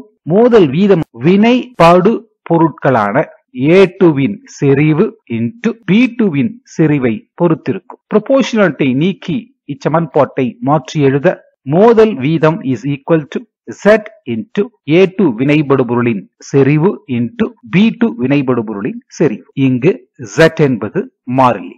வாயுக்களின் இயக்கவியற் கொள்கைப்படி அறை வெப்பநிலை 298 கெல்வின் மற்றும் 1 ATM அழுத்தத்தில் வினைபடுபொருள்களான A2 மற்றும் B2 இவைகள் மோதலுறுகின்றன. ஒரு வினாடியில் 10⁻⁹ மோதல்களுக்கு உட்படுகிறது எனில் 10⁻⁻⁹ வினாடியில் ஒரு மோதல் நிகழுகிறது. ஒவ்வொரு மோதலும் வினை நிகழ காரணமாக அமையுமானால் வினையானது 10⁻⁹ வினாடியில் நிறைவடைந்திருக்க வேண்டும். ஆனால் நடைமுறையில் இவ்வாறு நிகழ்வதில்லை. பல வேதிவினைகள் வெவ்வேறு வினை வேகத்தை கொண்டுள்ளன என்பதை நாம் அறிவோம் அல்லவா? ஆக இதிலிருந்து அனைத்து மோதல்களும் வினை நிகழ காரணமாக அமைவதில்லை என அறிய முடிகிறது. அடுத்ததாக நாம் தெரிந்து கொள்ள வேண்டியது கிளர்வு ஆற்றல் EA. வினை நிகழ வேண்டுமெனில் மோதலுறும் மூலக்கூறுகள் ஒரு குறிப்பிட்ட அளவு குறைந்தபட்ச ஆற்றலை பெற்றிருக்க வேண்டும். அந்த குறைந்தபட்ச ஆற்றலை அடைவதற்கு வினைபடுபொருள்களுக்கு தேவைப்படுகின்ற ஆற்றல் தான் கிளர்வு ஆற்றல், அதாவது EA. கிளர்வு ஆற்றலை புரிந்து கொள்ள இந்த படத்தை பார்ப்போம். Y அச்சில் நிலையாற்றல், X அச்சில் வினை நிகழ்தன்மை. வினைபடுபொருள்கள் ஒரு குறிப்பிட்ட ஆற்றலை பெற்றுள்ளன. இது வினைபடுபொருளின் நிலையாற்றல். மோதலில் ஈடுபடுகின்ற வினைபடுபொருள்கள் குறைந்தபட்ச ஆற்றலை அடைய வேண்டும். அவ்வாறு அடைய வினைபடுபொருள்களுக்கு தேவைப்படுகின்ற ஆற்றல் தான் கிளர்வு ஆற்றல். இடைநிலைமையில் காணப்படுகின்ற இந்த குறைந்தபட்ச ஆற்றலை பெற்ற வினைபடுபொருட்கள் வினை விளைபொருட்களாக மாறுகின்றன. கிளர்வு ஆற்றலை விட குறைவான ஆற்றலை கொண்டுள்ள மூலக்கூறுகளுக்கிடையே மோதல் நிகழும் போது அவைகள் வினை விளைபொருளை தருவதில்லை. ஆக வினை விளைபொருள்களாக மாற வேண்டுமென்றால் மோதலுறுகின்ற மூலக்கூறுகள் கிளர்வு ஆற்றலை பெற்று குறைந்தபட்ச ஆற்றல் நிலையை அடைய வேண்டும் என்பது மிக முக்கியம். மோதல்களின் விகிதம் F, fraction of effective collisions. வினை நிகழ காரணமாக அமையும் மோதல்களின் விகிதம் F ஆனது பின்வரும் சமன்பாட்டால் கணக்கிடப்படுகிறது. F is equal to e power minus EA by RT. இங்கு F என்பது மோதல் காரணி, collision factor. EA என்பது கிளர்வு ஆற்றல், R என்பது வாயு மாறிலி, T என்பது வெப்பநிலை கெல்வினில் வெளிப்படுத்த வேண்டும். வினைபடுபொருட்களின் திசை அமைவு, அதாவது ஓரியன்டேஷன் ஆஃப் ரியாக்டன்ஸ். இரண்டு வகையாக வினைபடுபொருட்கள் திசை அமைவின் மூலமாக மோதலுறுகின்றன. அவற்றுள் எது வினை விளை பொருளை தரும் என்பதை பார்ப்போம். இங்கு பார்ப்பது A2 வினைபடுபொருள். இது B2 என்ற வினைபடுபொருளுடன் வினையில் ஈடுபடுகிறது. வினையில் ஈடுபடும் பொழுது அவை தங்களுக்குள்ளே மோதலுறுகின்றன. இத்தகைய மோதலானது வினை நிகழ் மோதல் என்று அழைக்கப்படுகிறது. இந்த மோதலின் காரணமாக வினை விளை பொருள்களான 2AB கிடைக்கிறது. அதே நேரத்தில் வினைபடுபொருட்கள் A2 மற்றும் B2 இவ்வாறாக மோதும் பொழுது இந்த மோதல் வினை நிகழா மோதல் என்று அழைக்கப்படுகிறது. காரணம், ஒரு மூலக்கூறில் உள்ள A மற்றொரு மூலக்கூறுடன் மோதுகிறது. ஆனால் ஒரு A ஒரு B மோதல் உருவதில்லை. ஆகவே தான் இது வினை நிகழா மோதல் என்று அழைக்கப்படுகிறது. இத்தகைய மோதல் காரணமாக வினை விளை பொருள் கிடைப்பதில்லை. ஆக AB இத்தகைய மோதலே வினை நிகழ் மோதல் என அழைக்கப்படுகிறது. வினை நிகழ் மோதலில் ஈடுபடுகின்ற வினைபடுபொருள்கள் மட்டுமே வினை விளை பொருள்களாக மாறுகின்றன. ஆக வினையின் வேகமானது வினைபடுபொருட்களின் திசை அமைவை பொறுத்தும் அமைகிறது. இட அமைவு காரணி P, இது ஆங்கிலத்திலே ஸ்டீரிக் ஃபேக்டர் P என அழைக்கப்படுகிறது. இட அமைவு காரணி என்றால் என்ன? தகுந்த திசை போக்குடன் அமைந்துள்ள வினை நிகழ காரணமாக உள்ள மோதல்களின் எண்ணிக்கையே இட அமைவு காரணி P தருகிறது. ஆக இவை அனைத்தையும் கருத்தில் கொண்டு ஈரணு மூலக்கூறுகள் ஈடுபடும் வினையினுடைய வினை வேகத்தை அமைப்போம். வினை வேகம் is equal to P, அதாவது இட அமைவு காரணி into F, மோதல் காரணி into மோதல் வீதம். எனவே வினை வேகம் is equal to P into மோதல் காரணியினுடைய மதிப்பானது e power minus EA by RT into மோதல் வீதத்தினுடைய வாய்ப்பாட்டை நினைவு கூர்ந்து அதன் மதிப்பை எழுதுவோம். Z into A2 வினைபடுபொருளின் செறிவு into B2 வினைபடுபொருளின் செறிவு. இதுவே ஆக மோதல் கொள்கையின்படி வினையின் வேகமானது இட அமைவு காரணி P, மோதல் காரணி F மற்றும் மோதல் வீதம் ஆகியவற்றை பொறுத்து அமைகிறது. மோதல் கொள்கையை புரிந்து கொண்டிருப்பீர்கள் என நம்புகின்றேன். மோதல் கொள்கையிலிருந்து வினைவேக மாறிலிக்கான சமன்பாட்டை பெறுக. மோதல் கொள்கையின்படி A2 gas plus B2 gas gives 2AB gas என்ற சமன்பாட்டிற்கான வினை வேகத்தை சற்று முன்தான் பார்த்தோம். வினை வேகம் is equal to P into e power minus EA by RT into Z into A2 வினைபடு பொருளின் செறிவு into B2 வினைபடு பொருளின் செறிவு. இது சமன்பாடு 1ஆக கொள்வோம். வேக விதிப்படி மேற்கண்ட சமன்பாட்டிற்கான வினை வேகமானது K into A2 வினைபடு பொருளின் செறிவு into B2 வினைபடு பொருளின் செறிவு. இது சமன்பாடு 2ஆக கொள்வோம். இங்கு K என்பது வினைவேக மாறிலி. வினைவேக மாறிலிக்கான சமன்பாட்டை சமன்பாடு 1 மற்றும் சமன்பாடு 2ஐ ஒப்பிட நாம் பெறலாம். அதாவது K is equal to P into Z into e power minus EA by RT. இதுவே வினைவேக மாறிலிக்கான சமன்பாடு. இங்கு P என்பது இட அமைவு காரணி, Z என்பது மாறிலி, e power minus EA by RT என்பது F, அதாவது மோதல் காரணி. இந்த வீடியோ உங்களுக்கு பிடித்திருந்தால் லைக் பண்ணுங்க, ஷேர் பண்ணுங்க, மறக்காம ஸ்ரீதர்ஸ் ஈஸி கெமிஸ்ட்ரி சேனலை சப்ஸ்கிரைப் பண்ணுங்க. தேங்க்யூ.